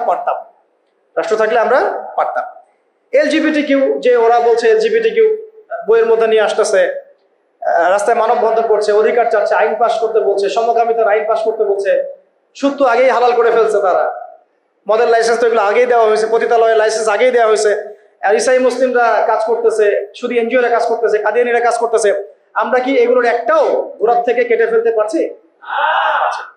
তো এটা আমরা পারতাম যদি আমাদের কাছে ইসলামী শাসন ব্যবস্থা বা ইসলামী একটা ইমারা বা একটা খেলাফা রাষ্ট্র থাকতো। এই জিনিসগুলো আমাদেরকে বুঝতে হবে। আল্লাহ পাক বোঝার তৌফিক দান। কয়টা বলছি? 5টা। 6 নম্বরটা খুব বেশি ইম্পর্টেন্ট। এটা আমাদের জন্য খুব বেশি ইম্পর্টেন্ট এই কারণে যে এটা জাতির মেরুদণ্ড। আমাদের জাতির মেরুদণ্ড কি? শিক্ষা। এখন আসেন একটু পিছনে ফিরে তাকান, বিগত 30, 40, 50 বছরে, বিগত 30 থেকে 40 বা 50 বছরে জাতীয় শিক্ষা ব্যবস্থার মধ্যে ইসলাম কতটুকু আছে আর কতটুকু নাই? আদৌ কি আছে? জাতীয় শিক্ষা ব্যবস্থা, আমি কিন্তু মাদ্রাসা শিক্ষার কথা বলছি না। আচ্ছা, মাদ্রাসা শিক্ষা ব্যবস্থা প্রণয়ন করতে হলো কেন? কারণ জাতীয় শিক্ষা ব্যবস্থার মধ্যে ইসলাম নাই, তাই। মাদ্রাসাগুলো না থাকলে তো ইসলাম মিটাই ফেলতো তারা। মাদ্রাসাগুলো না থাকলে কি করতো? ইসলাম মিটাই ফেলতো। তো মাদ্রাসার খেদমত তো একটা সুরত। আমার দেশের 80%, 90% মানুষ মুসলিম, কোটি কোটি ছেলে মেয়ে স্কুলে পড়াশোনা করে, কলেজে পড়াশোনা করে, ইউনিভার্সিটিতে পড়াশোনা করে। আচ্ছা, তাদের কি মৌলিক অধিকার না যে তারা প্রাইমারি স্কুলে কোরআন শিখবে, হাই স্কুলে তারা অন্তত আরবিটা শিখবে, ফরজে আইনের জ্ঞান জানবে, হাদিস শিখবে, সিরাত শিখবে, কোরআন অনুবাদ করতে পারবে বা কোরআনের তাফসীর করতে পারবে, অথবা তারা ফিকহ বা উসুলের জ্ঞানগুলো অর্জন করবে, মুফতি হবে, মুহাদ্দিস হবে, মুফাসসির হবে। এই অধিকার কি আমাদের এই কোটি কোটি ছেলের নাই, মেয়েদের নাই? আমরা শিক্ষাকে একদম সেকুলার করে ফেলছি। শিক্ষা ব্যবস্থার মধ্যে ইসলাম আনা যাবে না, ঠিক যেমন রাষ্ট্র ব্যবস্থার মধ্যে ইসলাম আনা যাবে না, অর্থনীতির মধ্যে ইসলাম আনা যাবে না, ঠিক ওই রকমই শিক্ষা ব্যবস্থার মধ্যেও ইসলাম আনা যাবে না। এই কনসেপ্টটাই আমরা আমাদের জাতিকে দীর্ঘদিন যুগের পর যুগ অন্ধকারে রাখছি। এই জন্য দেখা যায় একজন এমপি সাহেব কোরআন তেলাওয়াত করতে পারে না, একজন বিসিএস ক্যাডার সূরা ফাতিহা পড়তে পারে না, একজন বুদ্ধিজীবী টকশো ফাটায় ফেলতেছে, একদম টকশো থেকে একদম কি একটা অবস্থা, টেবিল থাপড়ায় থাপড়ায় কথা বলছে, কিন্তু এদিকে সে ওযুর ফরজ বলতে পারে না। হ্যাঁ, এইভাবে আমরা আমাদের সমাজটাকে একদম ধ্বংস করে ফেলছি। এই জায়গায় কথা বলতে গেলে আমি একটু উত্তেজিত হয়ে পড়ি আর কি। আমরা আমাদের সমাজের শিক্ষাটাকে একদম ধ্বংস করে ফেলছি, একেবারে ধ্বংস করে ফেলছি। আমাদের আর্মি অফিসারদের কি এই অধিকার ছিল না যে তারা কোরআনে হাফেজ হবেন, তারা মুহাদ্দিস হতে পারবেন, মুফতি হতে পারবেন? হ্যাঁ, নবী সাল্লাল্লাহু আলাইহি ওয়াসাল্লামের যুগে যারা ফ্রন্টলাইন সোলজার, ফ্রন্টলাইন মুজাহিদ, তারা কি মুফতি ছিলেন না, মুহাদ্দিস ছিলেন না, কারি ছিলেন না, হাফেজ ছিলেন না?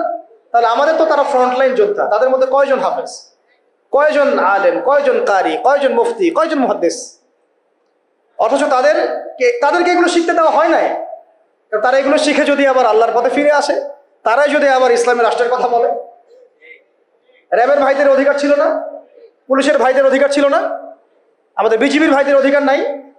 সবার অধিকার ছিল। বুদ্ধিজীবীদের, আমাদের ব্যবসায়ীদের, আমাদের এই যে আওয়াম জনগণ যারা, সবার অধিকার ছিল না? এই যে তোমরা যারা জেনারেল লাইন স্টুডেন্ট, তোমাদের অধিকার ছিল না? শিখতে দেওয়া হয় নাই। কিন্তু আমরা তাদেরকে মেসেজ দিতে চাই যে আপনাদের এটা শেখার পূর্ণ অধিকার আছে, এবং আপনারা যদি এগুলো শিখে আল্লাহকে চিনতে শিখেন, রাসূলকে চিনতে শিখেন, এবং ইসলামিক রাষ্ট্রের গুরুত্ব তাৎপর্য বুঝতে শিখেন, আল্লাহ পাক আপনাদেরকে এই যুগের খালিদ আর ওমর বানাই দেবে ইনশাআল্লাহ। এবং আপনারাই ইনশাআল্লাহ আজ হোক আর কাল হোক আপনারাই বলবেন যে এই রাষ্ট্রটা যেন ইসলামী রাষ্ট্র হয়।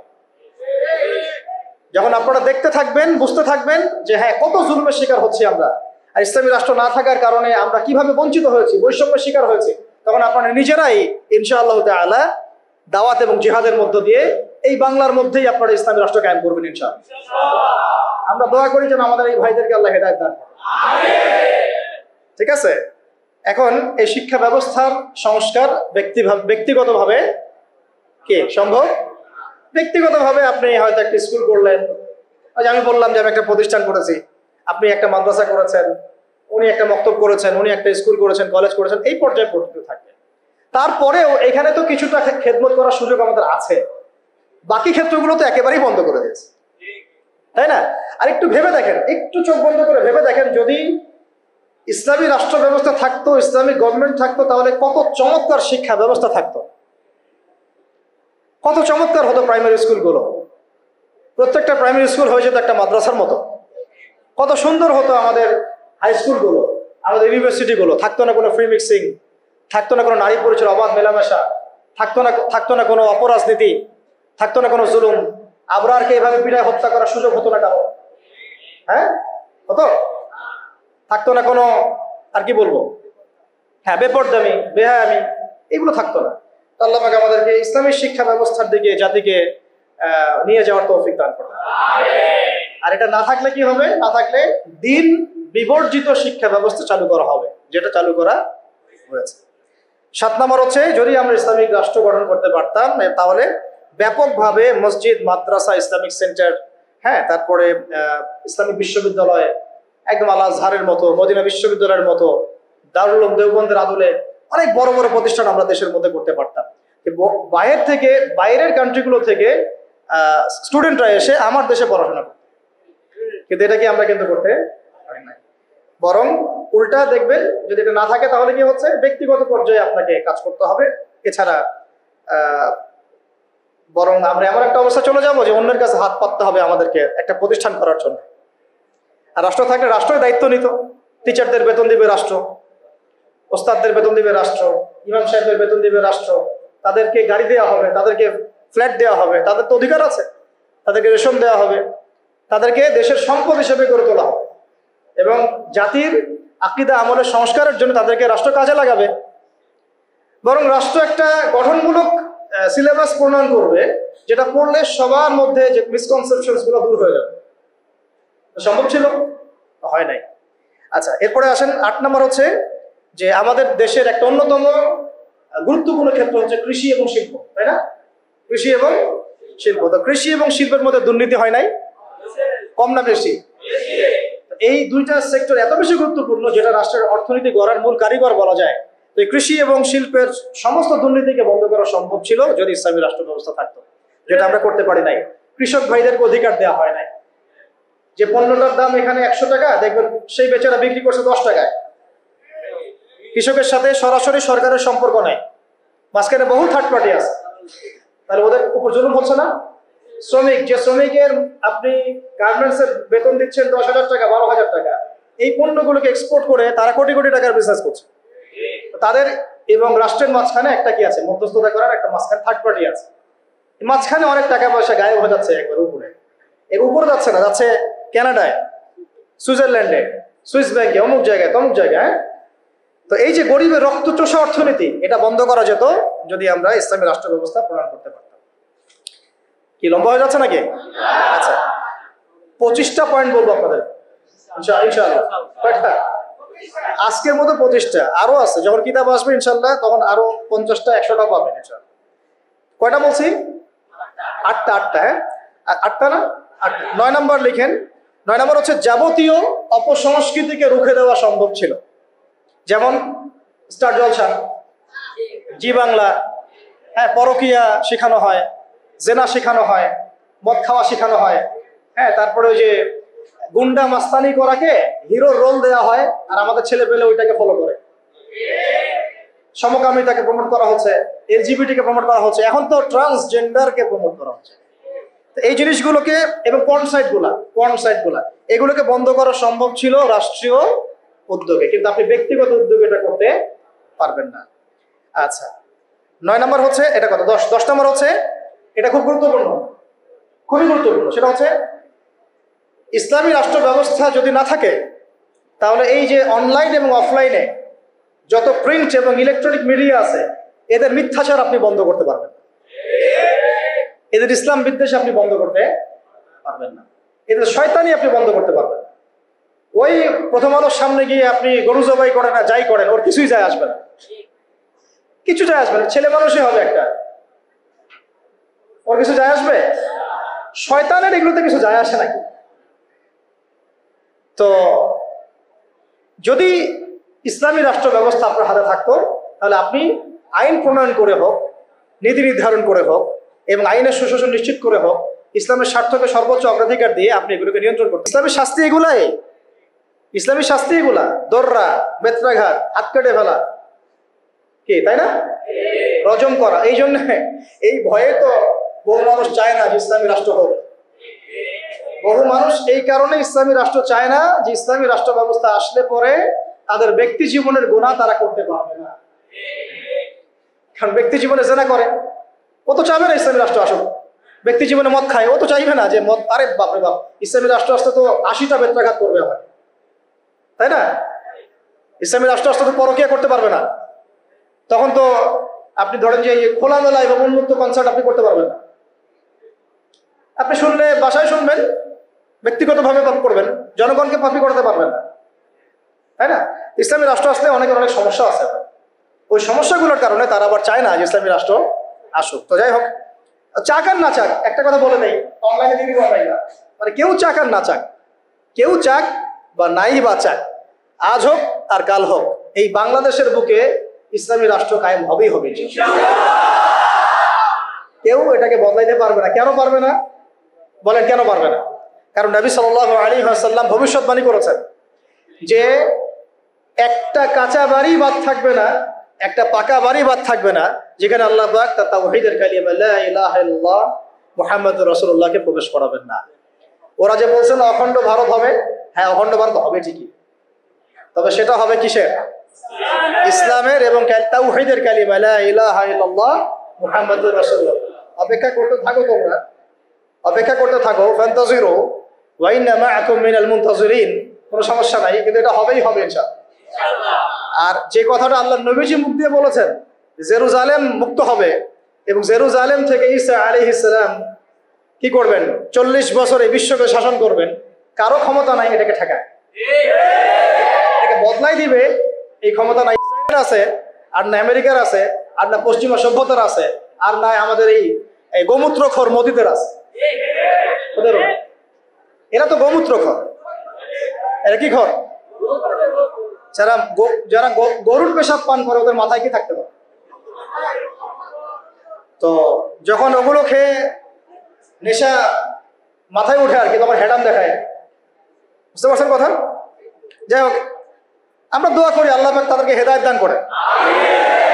আবু জাহেলের জন্য তো দোয়া করা হয়েছিল না? আল্লাহ আবু জাহেল বা ওমর রাদিয়াল্লাহু আনহুর মধ্যে যাকে আপনি ভালোবাসেন আল্লাহ আপনি হেদায়েত দান করেন। এমন হতেই পারে যে তাদের বহু মানুষ ইসলামের সৌন্দর্য দেখে আমাদের দিনে ইনশাআল্লাহ দীক্ষিত হবে। এটা হতেই পারে। বিইজ্জি আজিজ আও যুল্লি যালিল, একটা হাদিসে আছে যে সম্মানের ঘরে সম্মানের সাথে ঢুকবে, অসম্মানের ঘরে একবার অপদস্থ করে ইসলাম ঢুকবে ইনশাআল্লাহ। তো যাই হোক, পয়েন্টটা ছিল কি, যে আমরা যদি ইসলামিক রাষ্ট্র ব্যবস্থা থেকে যেতে পারি তাহলে প্রিন্ট এবং ইলেকট্রনিক মিডিয়া এই যে ইসলাম বিদ্বেষ এগুলোকে আমরা বন্ধ করতে পারবো। তখন আমরা ইনসাফ প্রতিষ্ঠা করতে পারবো এবং সত্য মানুষের কাছে প্রচার করতে পারবো। সারা বিশ্বে ইসলামকে এই যে জঙ্গি, সন্ত্রাসী এই শব্দগুলো কারা ছড়াইছে বলেন তো? এই মিডিয়ারাই ছড়াইছে। কারা ছড়াইছে? এই মিডিয়ারা ছড়াইছে। ইহুদিরা ছড়াইছে, খ্রিস্টানরা ছড়াইছে, জায়নিস্টরা ছড়াইছে। সবাই ইসলামকে জঙ্গি ধর্ম, সন্ত্রাসীর ধর্ম এগুলো ছড়াইছে না? মুজাহিদদেরকে বলেছে এরা সন্ত্রাসী। এখন পর্যন্ত হামাসের মানুষ, হামাসের ভাইদেরকে তারা বলে সন্ত্রাসী। আর এই জালেমকে তারা বলে কি বলে? হ্যাঁ, মানবতাবাদী না? আমাদের ভাইরা ওখানে নির্যাতিত হচ্ছে, নিপীড়িত হচ্ছেন, কিন্তু আল্লাহ পাকের কাছে ওই জায়গাটা অনেক মকবুল একটা জায়গা। কেন মকবুল? আল্লাহ পাক ওই জায়গা থেকে বেশি শুহাদা নিচ্ছেন আল্লাহর কাছে, বেশি শহীদ আল্লাহ ওইখান থেকে নিচ্ছেন। তো এটা দেখে আমাদের তো রক্ত আর ঠান্ডা থাকে না, সবার গরম হয়ে যায়, কেউ দেখতেও পারি না এখন এগুলা। কিন্তু আমাদের হাত বাঁধা, আপনি কিছু করতে পারছেন না। কেন কিছু করতে পারছেন না? কারণ আমাদের হাতে করে ইসলামিক রাষ্ট্র নাই। তাই ব্যক্তিগতভাবে আপনি সেখানে কিছু করতে পারবেন না, কিন্তু ইসলামিক রাষ্ট্র ব্যবস্থা থাকলে আমরা আমাদের ভাইদের পাশে দাঁড়াতে পারতাম, আমরা মাজলুমদের পাশে দাঁড়াতে পারতাম, অথবা অন্তত পক্ষে আমরা জাতিসংঘকে চাপ দিতে পারতাম না? অথবা আমরা ইউনাইটেড একটা মুসলিম কমিউনিটি করতে পারতাম পুরো বিশ্বের শক্তিশালী মুসলিম রাষ্ট্রগুলো নিয়ে। তখন দেখতাম যে ওরা কোথায় পালানোর রাস্তা খুঁজে পায়। কিন্তু আমরা কিন্তু এটা করতে পারছি না। বরং ওরা করেছে ন্যাটোর মাধ্যমে, ওরা ঐক্যবদ্ধ জোট করে আমাদেরকে ভয় দেখাচ্ছে। তো এই জন্য অনেক কারণ আছে ভাই। এই কারণগুলো আমাদেরকে একটা দিকেই এখন নিসবত করছে যে আমাদের একটা মুসলিমদের একটা ইসলামপন্থী রাষ্ট্র দরকার, ইসলামপন্থী সরকার দরকার। আদারওয়াইজ আমরা বিশ্বের বুকে স্বাধীন হতে পারবো না। এমনকি আমরা আমাদের মাজলুম ভাইদেরকে সাহায্য করতে পারছি। আল্লাহ আমাদেরকে বোঝার তৌফিক দান করুন। আচ্ছা, 10 নম্বর হচ্ছে, এটা 10 না 11 হচ্ছে সমস্ত সামাজিক অশ্লীলতা, যেমন বেপরদামি, কিশোর গ্যাং, মাদকের আকড়া, জুয়ার আকড়া, এগুলোকে আপনি বন্ধ করতে পারবেন না যদি ইসলামিক রাষ্ট্র ব্যবস্থা না থাকে। 13 নম্বর হচ্ছে আইনের সুশাসন বলে একটা শব্দ শুনি আমরা। এটা গদবাদ একটা শব্দই থাকে, এর আসলে বাস্তব খুব একটা প্রয়োগ হয় না।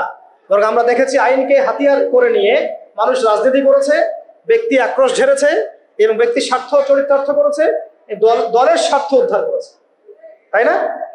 ওলামায়ে কেরামরা কি অপরাধ করেছিলেন শাপলা চত্বরে যে তাদের সবার উপরে 10টা 5টা করে মামলা দিতে হবে? বলেন। যারা মারলো তাদের বিরুদ্ধে মামলা হলো না, যারা মরলো তাদের বিরুদ্ধে মামলা হলো। তারা কি অপরাধ করেছিলেন? এখনো বহু ওলামায়ে কেরাম 5টা 6টা 10টা করে মামলা নিয়ে কাঁধে নিয়ে ঘুরছেন না? তাহলে আইনের সুশাসন কি এখানে হয়েছে? নিশ্চিত। এখন পর্যন্ত এই পরিবর্তিত সরকার বলছেন এখন পর্যন্ত এগুলোকে উইথড্র করা হয় নাই, এখন পর্যন্ত মামলাগুলো থেকে উইথড্র করা হয় নাই, এখন পর্যন্ত বহু গুম হওয়া মানুষকে উদ্ধার করা হয় নাই। আর আমরা জানি তারা কি পরিমাণ কষ্টে আছেন। আমরা গেস করতে পারি যে তারা কি পরিমাণ কষ্টে আছে। এটা তো আপনি গেস করতে পারবেন না, কারণ আপনার সে অভিজ্ঞতা নাই, সমুদ্র দেখেন নাই, আপনি বুঝবেন কিভাবে এর গভীরতা কেমন। সেখানে একদিন মনে হবে 1 বছরের সমান, একদিন মনে হবে কি 1 বছরের সমান। এমন বহু মানুষ ভিতরে এখনো আছে যারা মাজলুম, নির্যাতিত, নিপীড়িত, এখন ওদেরকে বের করা হয় নাই। এখনো বহু মানুষের গায়ে মিথ্যা মামলা ঝুলছে, বহু ওলামায়ে কেরাম মামলা নিয়ে ঝুলছেন, ভুগছেন। আর মামলা এমনভাবে দিয়ে রাখে যে সকালবেলা আপনি হাজিরা দিবেন ঢাকায়, একেবারে আবার দেখা যাবে কালকে আবার হাজিরা দেওয়া লাগবে রাজশাহীতে, তারপরে হাজিরা দেওয়া লাগবে চট্টগ্রামে। এইভাবে তারা হ্যারাস করছে মানুষ। আর 4টা-5টা মামলা কার উপর থাকলে তার আর কোনো হ্যারাসমেন্টের প্রয়োজন নাই, এটাই তার সারা জীবনকে শেষ করে ফেলবে। তার জমি জমা বাড়ি গাড়ি বিক্রি করেও সে ওখান থেকে বেরোতে পারবে। এটা কি আইনের সুশাসন নিশ্চিত হয়েছে? যদি ইসলামিক রাষ্ট্র ব্যবস্থা থাকতো তাহলে প্রত্যেকটা জালেমের বিচার হতো, এর প্রত্যেকটা মাজলুমকে আমরা বেকসুর খালাস করে দিতাম ইনশাআল্লাহ। এবং এখানে তাওহীদপন্থী সৎ এবং যোগ্য আইনজীবীদেরকে আমরা রাখতে পারতাম না? শুধু তাই না, এই যে ব্রিটিশ আইন চলতেছে, ব্রিটিশ আইন, এই ব্রিটিশ আইনের যে ফাঁকফোকর, নোংরামি, তাগুতি সিস্টেম, এগুলোকে পরিবর্তন করে আমরা আল্লাহর শরিয়া আইন বাস্তবায়ন করতে পারি। 12টা বলছি, 13 নম্বর। আচ্ছা, 13 নম্বর হচ্ছে খুব জরুরি পয়েন্ট। সমস্ত অপরাধের বিচার এবং আইনের যে সুশাসন এটা নিশ্চিত করা সম্ভব, সমস্ত অপরাধগুলোর বিচার করা সম্ভব ইনসাফের সাথে, শরিয়া আইনের সাথে এবং আল্লাহর বিধানের অনুকূলে, যেটা ইসলামী স্টেট না থাকলে কখনোই সম্ভব নয়। একটা জেনার ঘটনা ঘটেছে নবী সাল্লাল্লাহু আলাইহি ওয়াসাল্লামের যুগে, তিনি কি বিচার করেন নাই? চুরি হয়েছে, তিনি কি বিচার করেন নাই? মদপান হয়েছে, তিনি কি বিচার করেন নাই? তিনি কোন উৎস থেকে আইন নিয়ে বিচার করেছেন? আল্লাহর পক্ষ থেকে আইন দিয়ে বিচার করেছেন। সেটা কিন্তু আমাদের বিগত 50, 60, 70, 100 বছর আমরা করতে পারি নাই। তো ইসলামী রাষ্ট্র ব্যবস্থা না থাকলে এটা কখনোই সম্ভব হবে না। ঠিক আছে। 14 নম্বর হচ্ছে হুদুদ এবং কিসাস কায়েম করা সম্ভব হবে না। কি বললাম? হুদুদ এবং কিসাস কায়েম করা সম্ভব হবে না যদি ইসলামী রাষ্ট্র ব্যবস্থা না থাকে। যদি থাকে তাহলে আপনি হুদুদ কায়েম করতে পারবেন, কিসাসও কায়েম করতে পারবেন। কিসাস কি? হত্যার বদলে হত্যা, খুনের বদলে খুন। এই যে মনে করেন কয়দিন আগে দেখলেন না, একটা বাস এসে পিষে দিয়ে চলে গেল। রাস্তাঘাটে কত ঘটনা ঘটছে, এমন ঘটছে না? কত ঘটনা ঘটছে, কত যে নিরপরাধ মানুষ আমাদের সমাজে প্রাণ হারায়। কোন হিসেব আছে? কোন তালিকা আছে? সবগুলোকে সুষ্ঠু কোনো বিচার হয়? বহু মানে জালেম পার পেয়ে যায় না। হুদুদ আর কিসাস থাকলে কোনো জালেম পার পাইতো না, বরং এগুলো সবার সামনে দৃষ্টান্তমূলক শাস্তি দেওয়া হতো। যেমন এই এলাকায় যদি কোনো চুরি হতো তাহলে সবার সামনে তাকে নিয়ে এসে তার হাত কেটে ফেলা।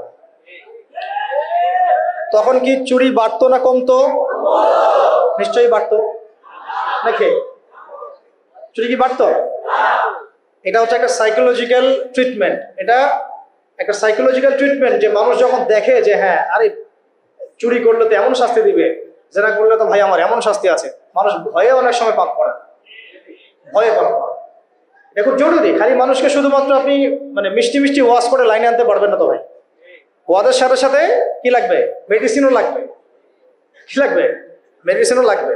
তো এই মেডিসিন গুলো দিতে হবে ওহী ভিত্তিক। আল্লাহ পাক আমাদেরকে হুদুদ এবং কিসাস কায়েম করার তৌফিক দান করুন। আচ্ছা, একটা এক্সাম্পল দেই। এই যে আমাদের ছাত্র ভাইরা শহীদ হয়েছেন, শত শত হাজার হাজার, আল্লাহ ভালো জানেন সংখ্যা কত, আমরা জানি না। আমরা কিন্তু এক্সাক্ট সংখ্যা জানি না। বহু ভাই পঙ্গু হয়ে হাসপাতালে পড়ে আছেন, তাদের খুনের বিচার করা দরকার ছিল কিনা? কতগুলো হয়েছে? যদি একটা এক্সাম্পল দিই, যদি ধরেন যে একজন ছাত্রকে হত্যা করার জন্য একজন পুলিশ দরকার হয় বা একটা বুলেটও দরকার হয়, তাহলে তো যদি 1000 জন মারা যায় তাহলে 1000 পুলিশকে শাস্তির আওতায় আনা লাগতো। আর 1000 পুলিশ কি গ্রেফতার হয়েছে? হ্যাঁ, তাদেরকে আদেশদাতারা কি সবাই গ্রেফতার হয়েছে? তাদের মাস্টার মাইন্ডরা কি এখন পর্যন্ত ফাঁসির কাজটা ঝুলেছে কেউ?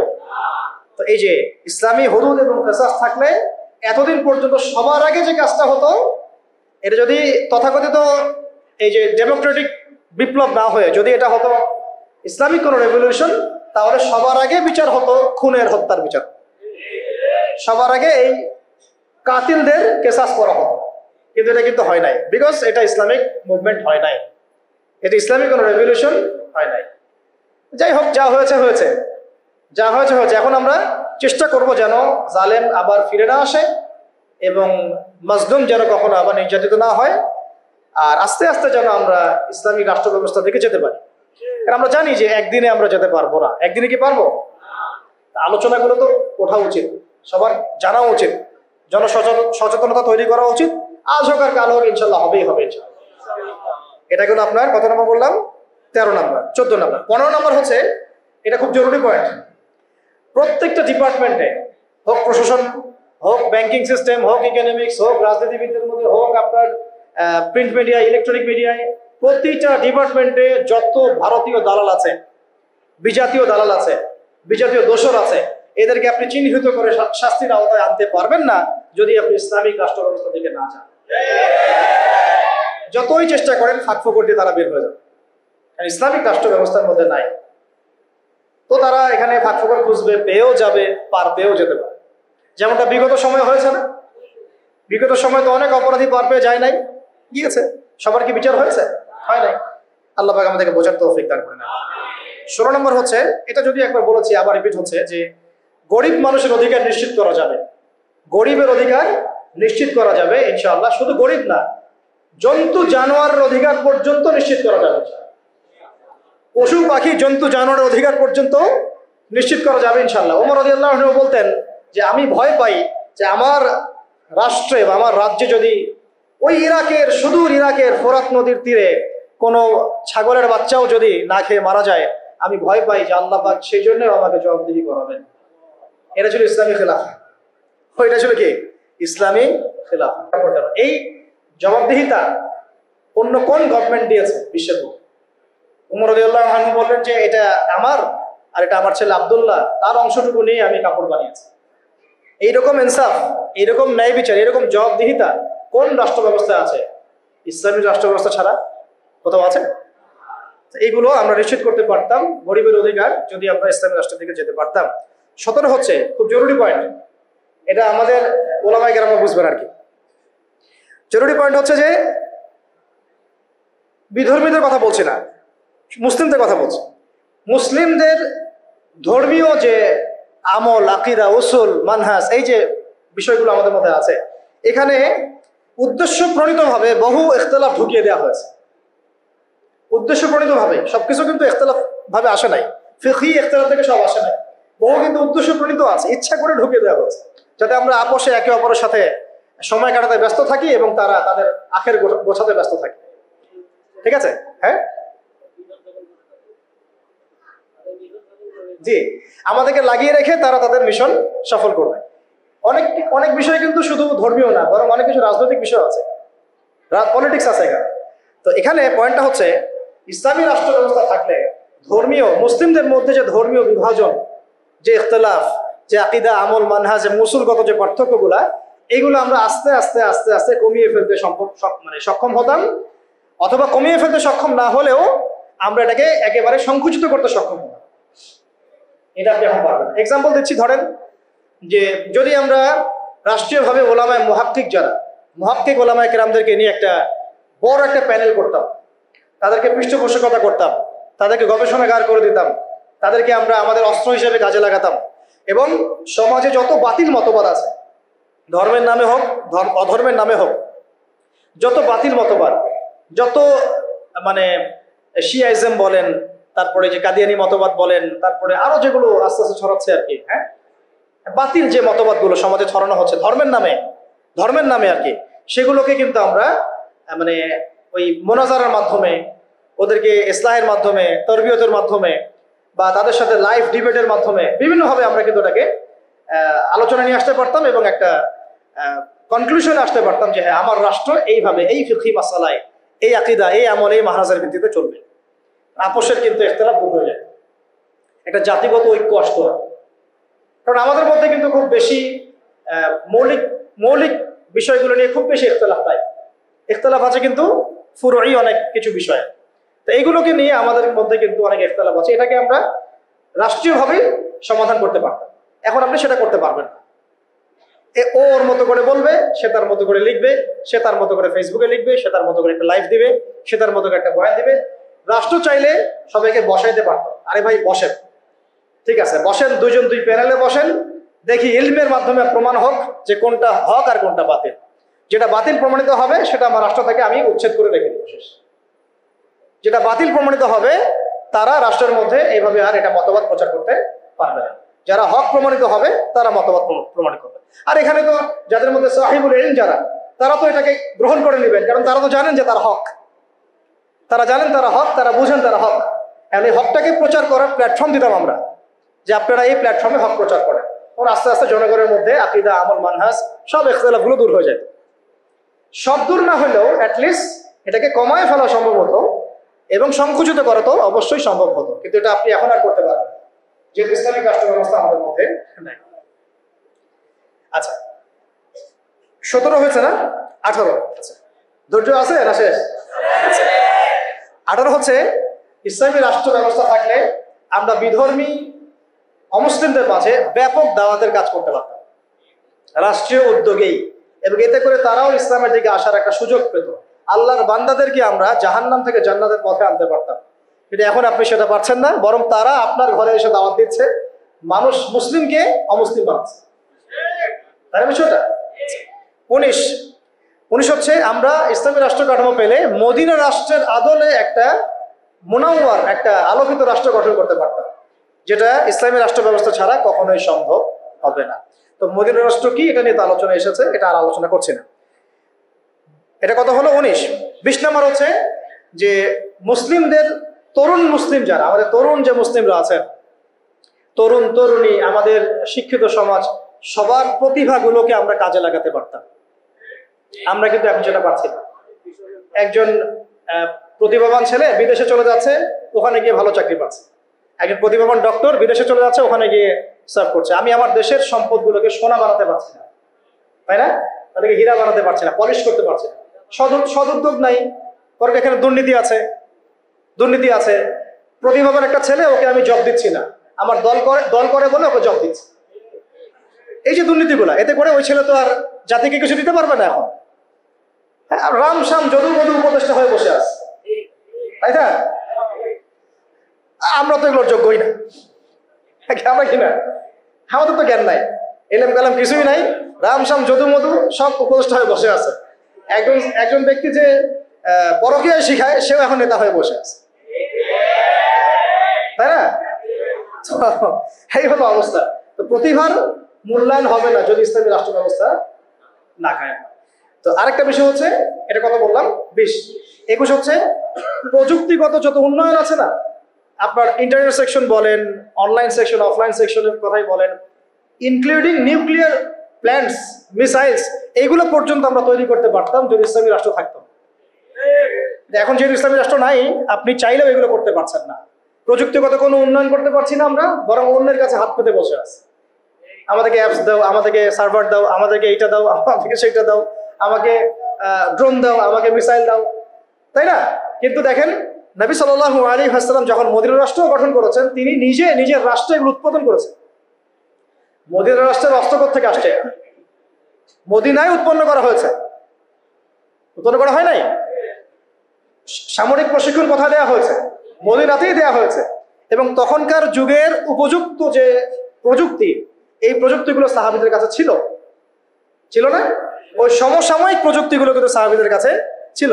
তো মূল কথা হচ্ছে কি, এক কথায়, যে আমরা ইসলামী রাষ্ট্র ব্যবস্থা গঠন করতে না পারলে আমাদের দেশের মধ্যে প্রযুক্তিগত এবং সামরিক উন্নয়ন ত্বরান্বিত করতে পারবো না, বরং অন্যের কাছে আমাকে হাত পেতে বসে থাকতে হবে। তখন শত্রু আমাকে অতটুকুই দিবে যার ডিফেন্স সিস্টেম তার কাছে আছে। এমন অস্ত্র সে আমাকে বিক্রি করবে না যার ডিফেন্স সিস্টেম ওর কাছে নাই। এটা আমাদের বোঝা উচিত। আর আল্লাহ পাক কি আমাদের মাথায় কিছুই দেন নাই? আমাদের যদি প্রতিভাগুলোকে আমরা কাজে লাগাতে পারতাম, তাহলে আমরা দেশের মধ্যেই তাদেরকে দিয়েই এইসব ড্রোন, এইসব মিসাইলস, নিউক্লিয়ার প্ল্যান্টস আমরাই বানাতে পারতাম। আর আমরা যদি জিজ্ঞাসা করি আমাদের পলিটিশিয়ানদেরকে, বিগত 50 বছর ধরে স্বাধীনতা তো ধোয়া তুলতেছেন, তা আপনারা কি করছেন? একটা ক্ষেপণাস্ত্র তৈরি করতে পারছেন? একটা ড্রোন কি বাংলাদেশে তৈরি করতে পারছেন? একটা হচ্ছে যে অস্ত্র শস্ত্রে আমরা আমাদের সামরিক বাহিনীকে শক্তিশালী করতে পারতাম, উন্নত অস্ত্র, উন্নত সামরিক অস্ত্র, যেটা কিন্তু আমরা এখন পর্যন্ত পারি না। আমরা জানি না আমাদের আকাশসীমা কিন্তু সেফ না, আমাদের আকাশসীমা কিন্তু সেফ না। আমাদের সমুদ্র সীমা এখন পর্যন্ত আমরা বলতে পারি না যে পরিপূর্ণ সেফ। আমাদের প্রশাসনের বাহিনীগুলো আমরা বলতে পারি না সবগুলো দালাল মুক্ত, বিদেশি এজেন্ট মুক্ত, আমরা বলতে পারি না। তো আল্লাহ পাক আমাদেরকে এমন ইসলামী রাষ্ট্র গঠন করার তৌফিক দান করেন যে রাষ্ট্রে আমরা আমাদের এই প্রশাসনের ভাইদেরকে তাওহীদপন্থী ইমানদার বানাবো এবং সবচেয়ে সেরা অস্ত্র তাদের হাতে তুলে দেবো। রাষ্ট্র যদি জিহাদ করে তাহলে ফ্রন্ট লাইনে কারো জিহাদ করবে? আমাদের এই ভাইরাই তো করবে। তো আমাদের এই ভাইদেরকে আগে তৈরি করতে হবে না? আল্লাহ পাক আমাদের ভাইদেরকে ঈমান দান করেন, বেশি বেশি আমলের তৌফিক দেন এবং তাদের মাথার উপরে আল্লাহ পাক একটা ইসলামী সরকার নিয়ে আসেন। আমিন। আচ্ছা, 22 হচ্ছে যে আমরা 23 হচ্ছে আমাদের এই পুরো তরুণ প্রজন্মকে আমরা জিহাদি জজবায় গড়ে তুলতে পারতাম। এটা কিন্তু আপনি এখন পারছেন না। এটা জজবা মানে কি বোঝাচ্ছে? জজবা মানে কি আপনি শুধু আবেগে ভেসে পড়বেন এমন বোঝাচ্ছি না, বরং আমাদের জেনারেশন রেডি, তার আল্লাহর জন্য সবসময় জীবন দেওয়ার জন্য প্রস্তুত। এমন জেনারেশন আমাদের আফগান ভাইদের মধ্যে নাই, হামাসের ভাইদের মধ্যে নাই। যে কোনো সময় যদি শত্রু আক্রমণ করে তারা প্রস্তুত। এখন আপনারাই বলে তো দেখি, যারা ভয় দেখাচ্ছে চট্টগ্রাম কেটে ফেলবো, ফেনী নিয়ে নিব, এই করব সেই করব, হাসেন না। যদি আল্লাহ না করুক, যদি তারা কোনো পদক্ষেপ নিয়েই ফেলে, আমাদের প্রজন্ম কি প্রস্তুত? আমাদের প্রজন্মের আমরা কেউ কি AK-47 চালাতে পারি? আমাদের কেউ কি মার্শাল আর্টস জানি? আমাদের কেউ কি 10 রাউন্ড দৌড়াতেও পারি? তাহলে আমাদের কেউ কি তরোয়ালও চালাইতে পারে?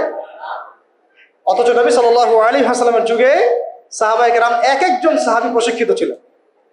আচ্ছা, আলী রাদিয়াল্লাহু আনহু কেমন মানুষ ছিলেন? তাসবিহ তাহলিল করতেন খালি, ভয়ে তার সামনে কেউ দাঁড়াইতে পারত, যেই দাঁড়াইতো তাকে তিনি একেবারে গর্দান উড়াই ফেলতে পারতেন। এত প্রশিক্ষিত ছিলেন আলী ইবনে আবি তালিব। হ্যাঁ, ওমর ইবনে খাত্তাব তিনি কি শুধু কোরআন তেলাওয়াতই করতেন, নামাজই পড়তেন, তাহাজ্জুদই পড়তেন? তিনি এত বেশি প্রশিক্ষিত ছিলেন, তার সামনে 10 জন দাঁড়াইতে পারতেন।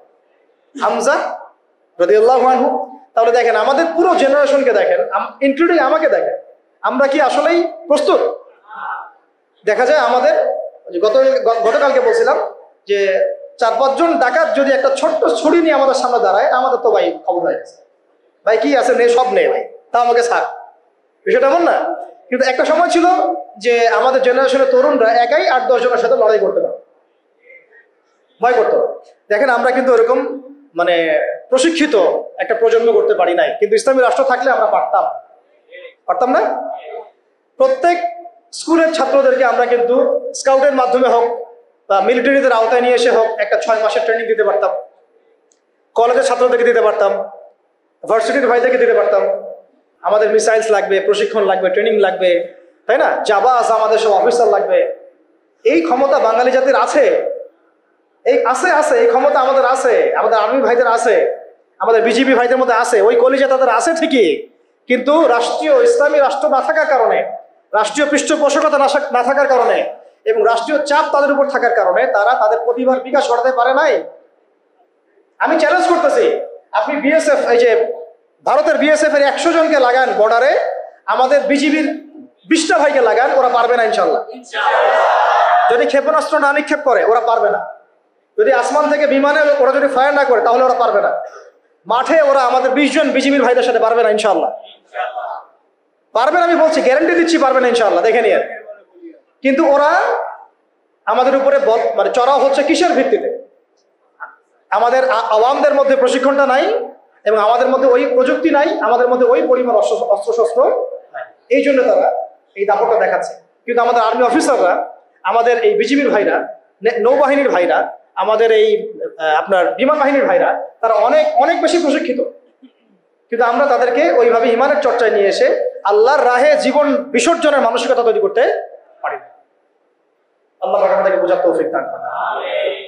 তো এটা আমাদের শুধু তাদের জন্য না, আমাদের পুরো এই তরুণ সমাজ সবাইকেই এই প্রশিক্ষণগুলোর আওতায় নিয়ে আসা উচিত। কিন্তু এটা আপনি এখন পারছেন না। যদি ইসলামী রাষ্ট্র ব্যবস্থা হয় কখনো, তাহলে ইনশাআল্লাহ পারবেন ইনশাআল্লাহ। ঠিক আছে, আল্লাহ পাক আমাদেরকে বোঝার তৌফিক দান করেন। 24 হয়ে গেছে, 23, হ্যাঁ 24 হচ্ছে যে আমরা যদি এক ইসলামিক রাষ্ট্র পর্যায় পর্যন্ত যেতে পারি তাহলে কি হবে? তাহলে আমরা পুরো মানে বিশ্বের বড় বড় যে ইসলামিক রাষ্ট্রগুলো আছে, যেমন ধরেন যে মালয়েশিয়া, তারপরে ধরেন যে সৌদি আরবিয়া বা কাতার বা তুরস্ক বা আফগানিস্তান, পাকিস্তান বা আরো বড় বড় যে রাষ্ট্র, ইরান, যে রাষ্ট্রগুলো মানে কম বেশি ইসলামের সাথে সম্পৃক্ত, একটা ঐক্যবদ্ধ জোট গঠন করতে পারতাম, ন্যাটোর চেয়েও শক্তিশালী, তখন কিন্তু আমরা ওদেরকে চোখে রাখাতে পারতাম। এটা আল্লাহ পাক করতে বলেছেন আমাদেরকে সূরা আনফালের মধ্যে, কিন্তু আমরা সেটা করি নাই। আল্লাহ বলেছেন যে কাফেররা জোটবদ্ধ হচ্ছে, তোমরাও যদি জোটবদ্ধ না হও তাহলে দুনিয়ার মধ্যে ফাসাদ সৃষ্টি হবে। হয়েছে? এটা ইসলামী রাষ্ট্র ছাড়া সম্ভব না। একা একা তো আপনি এটা করতে পারবেন। তারপরে আমরা আমাদের মজলুম ভাইদের পাশে থাকতে পারতাম, তাদেরকে হেল্প করতে পারতাম। তখন আমরা ওই ঐক্যবদ্ধ জোট মিলে, শক্তি মিলে আমরা কিন্তু ইসরায়েলের বিরুদ্ধে কথা বলতে পারতাম না? আমাদের গাজায় আমাদের মজলুম ভাই বোনদের পাশে দাঁড়াতে পারতাম। এখন তো সবাই বিক্ষিপ্ত, ওরা আমাদের সবাইকে একা একা বাগে পাইছে, একা একা বাগে পাইছে। ওই 3 ভাইয়ের মতো ঘটনা হয়েছে। হ্যাঁ, 3 ভাইকে একজন হত্যা করতে চায়, প্রথমে এক ভাইকে গিয়ে বুঝাইছে যে আরে তোর ওই 2 ভাই তো তোকে দেখতে পারে না, ওদের সাথে চলিস না, তুই আমাদের সাথে থাক। হ্যাঁ, এভাবে বুঝে ওকে আলাদা করছে, করে ওকে প্রথমে জবাই করছে। আর ওই 2 ভাইকে বোঝাচ্ছে আরে ওকে জবাই করছে তো ঠিক আছে, ও অপরাধ করছে তাই করছে, তুই তো আর অপরাধ করিস না, তোকে করবো না, তুই আমার সাথে থাক। সে তার সাথে থাকা শুরু করছে, পরে ওকেও জবাই করছে। শেষমেশ ওই যে ফাঁকা একজন ছিল, ওকেও জবাই করছে। ওরা এই পলিসিতে গেছে। আল্লাহ পাক আমাদেরকে বৈশ্বিক ইসলামী জোট গঠন করার তৌফিক দান করুন। আর শেষটা হচ্ছে যে ইসলামী রাষ্ট্র ব্যবস্থা যদি না থাকে তাহলে আমরা সত্যিকারের চূড়ান্ত স্বাধীনতা বলতে যা বোঝায় তার স্বাদ আমরা কখনোই আস্বাদন করতে পারবো। চূড়ান্ত স্বাধীনতা মানে কি? যে আমি শুধু এক আল্লাহর দাসত্ব করব, আল্লাহ ছাড়া অন্য কাউকে ভয় করি না, অন্য কোনো পরাশক্তির দাসত্ব করি না। এক আল্লাহর দাসত্বে পুরো জাতি মিলে আমরা স্বতন্ত্র স্বাধীন। এই স্বাধীনতার স্বাদ আমরা আস্বাদন করতে পারবো না যদি একটা ইসলামী রাষ্ট্র ব্যবস্থা না আসে। আল্লাহ পাক আমাদের সবাইকে চূড়ান্ত স্বাধীনতা অর্জন করার তৌফিক দান করুন। এখন এখানে একটা কথা মিস হয়ে গেছে, যেটা গতদিন মিস হয়ে গেছিল, মনে পড়ছে বলে দেই। ইসলামী রাষ্ট্র ব্যবস্থার আরেকটা মূল বিষয় আছে যে কোনো মহিলা নেত্রী আবার আমির হইতে পারবে না। কি হইতে পারবে না? কোনো মহিলা নেত্রী আমির হইতে পারবে না। আর রাষ্ট্র চলবে শূরা ভিত্তিক। কিভাবে চলবে? শূরা ভিত্তিক। তো হ্যাঁ, মাশওয়ারা দিতে পারে, হয়তো মাশওয়ারা দিতে পারে, হ্যাঁ, কিন্তু আমির হইতে পারবে না। নবী সাল্লাল্লাহু আলাইহি ওয়াসাল্লাম তার স্ত্রীদের মাশওয়ারা নিয়েছেন, কিন্তু আমির হতে পারবে না। এটা তো আমাদের এখন এক্স এবং ওয়াই উভয় দলেরই তো আমির হচ্ছেন নারী নেত্রী, তাই না? নারী ছাড়া আর কিছুই খুঁজে পাই না আমরা। ঠিক আছে? হ্যাঁ, নারী উপদেষ্টা আছে, নারী নেতৃত্ব ইসলামে জায়েজ নাই। নারীদেরকে ওই কাজের জন্য আল্লাহ পাক সৃষ্টি করেন নাই। ঠিক আছে? আল্লাহ পাক আমাদেরকে বোঝার তৌফিক দান করুন। আমেরিকা কখনো নারী নেতৃত্ব নিয়ে আসে না, ইসরায়েল আনে না, পশ্চিমারা আনে না, আর আমাদেরকে শিখায় নারী অধিকার। ওরা আমাদেরকে শিখায় নারী অধিকার। আচ্ছা, শেষ কথা হচ্ছে ভাই, লাস্ট পয়েন্ট, এটা হচ্ছে লাস্ট পয়েন্ট। এখন এই যে এত আলোচনা করলাম, এখন এই গন্তব্যে যেতে হলে আমাদের কিছু করণীয় আছে কিনা? আচ্ছা, এখন এখানে কয়েকটা পয়েন্ট লিখে আনছিলাম যে এখন আমরা তো বুঝলাম এর আহমিয়ত কি, গুরুত্ব কি, না থাকার কুফল কি। আমরা চাই যে আমরা ইসলামী রাষ্ট্রের দিকে যাই, চাই কিনা? আমাদের করণীয় হচ্ছে 1 নাম্বার ভাই, 1 নাম্বার ইলম অর্জন করা। কি করা?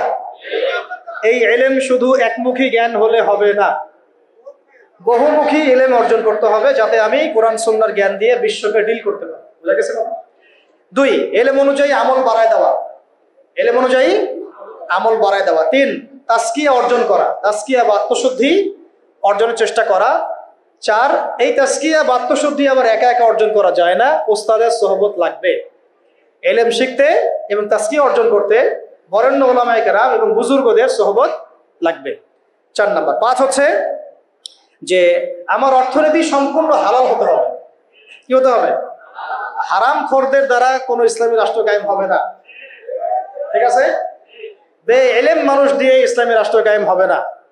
তাজকিয়া যাদের মধ্যে নাই তাদেরকে দিয়ে হবে না।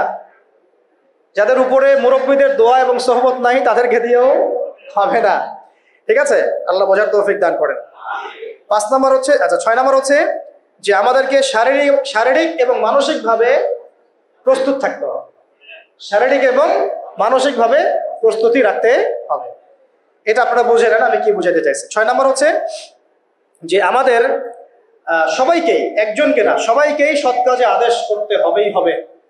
সবাইকেই সৎ কাজে আদেশ করতে হবে, সবাইকে অসৎ কাজে নিষেধ করতে হবে, সবাইকে আদর্শ পরিবার গড়ার চেষ্টা করতে হবে।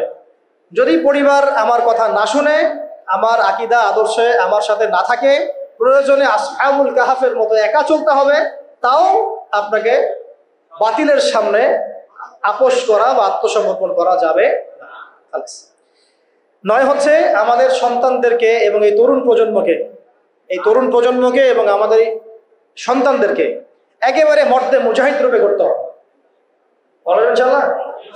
আমাদের এই তরুণ প্রজন্মকে এবং আমাদের সন্তানদেরকে একদম মর্দে মুজাহিদ রূপে গড়তে হবে। কয়টা বলছি? 8টা 9টা 9 নম্বর হচ্ছে যে এটা দাবি আমাদের, এবং কাজও কিভাবে করব আমরা জানি না এখন পর্যন্ত, কিন্তু আমাদের দাবির উত্থাপন করা উচিত। সেটা হলো আমাদের এই তরুণ সমাজকে, অন্তত তরুণ যুব সমাজকে বাধ্যতামূলক প্যারামিলিটারি প্রশিক্ষণের ব্যবস্থা করতে হবে। এটা ছাড়া আমরা কিন্তু প্রস্তুতি গ্রহণ করতে পারবো। ঠিক আছে, আল্লাহ পাক আমাদেরকে বোঝার তৌফিক দান। তারপরে প্রত্যেকটা ডিপার্টমেন্ট থেকে ভারতীয় সমস্ত দালালদেরকে দূর করতে হবে, এবং যত বিজাতীয় দালাল আমাদের দেশে আছে, যারা বাংলাদেশকে আমেরিকা বানাইতে চায়, বাংলাদেশকে ভারত বানাইতে চায়, হ্যাঁ, বাংলাদেশকে নিয়ে ষড়যন্ত্র করে, এরা যে বা যারাই হোক, এদেরকে কোনো স্থান দেওয়া যাবে না।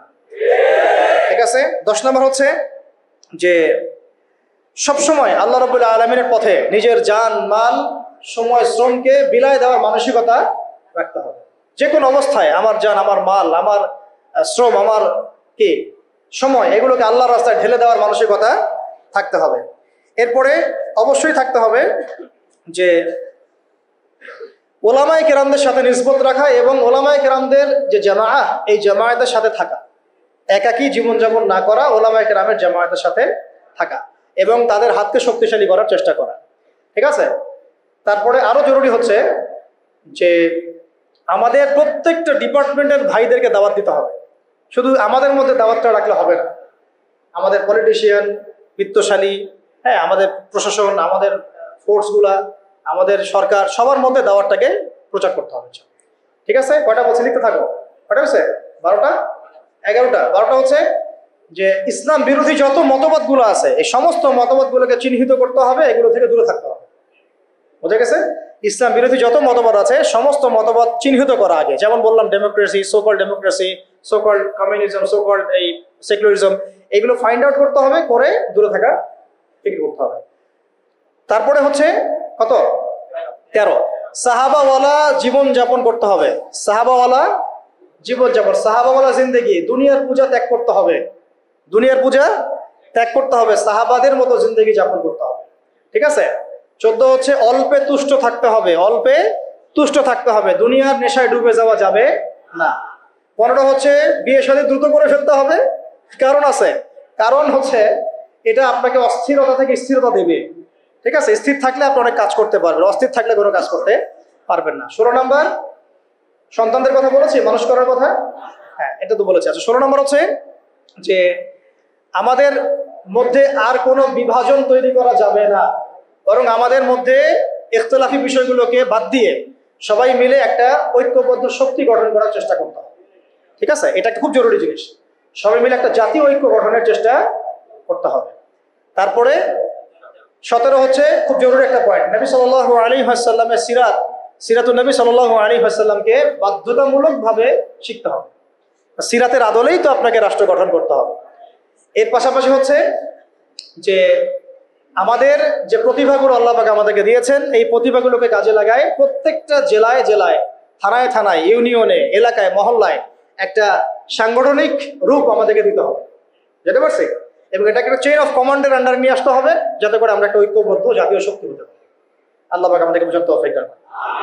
আর 19 হচ্ছে সামনের দিনগুলোর দিকে ভালো করে দৃষ্টি রাখা, খুব বিচক্ষণতার সাথে সামনে কি হচ্ছে এটার একটা খুব ক্লোজ একটা আইস আমাদের সবাই রাখতে হবে। একটা বুঝাতে যাচ্ছি যে খুব দূরদর্শিতা সম্পন্ন একটা দৃষ্টি আমাদের রাখতে হবে, সামনের দিনগুলো কেমন হচ্ছে, কি হচ্ছে, এবং যখন যেভাবে পদক্ষেপ নেওয়া প্রয়োজন ওলামায়ে কেরামের সাথে মাশওয়ারা করে সেইভাবে পদক্ষেপ নিতে হবে।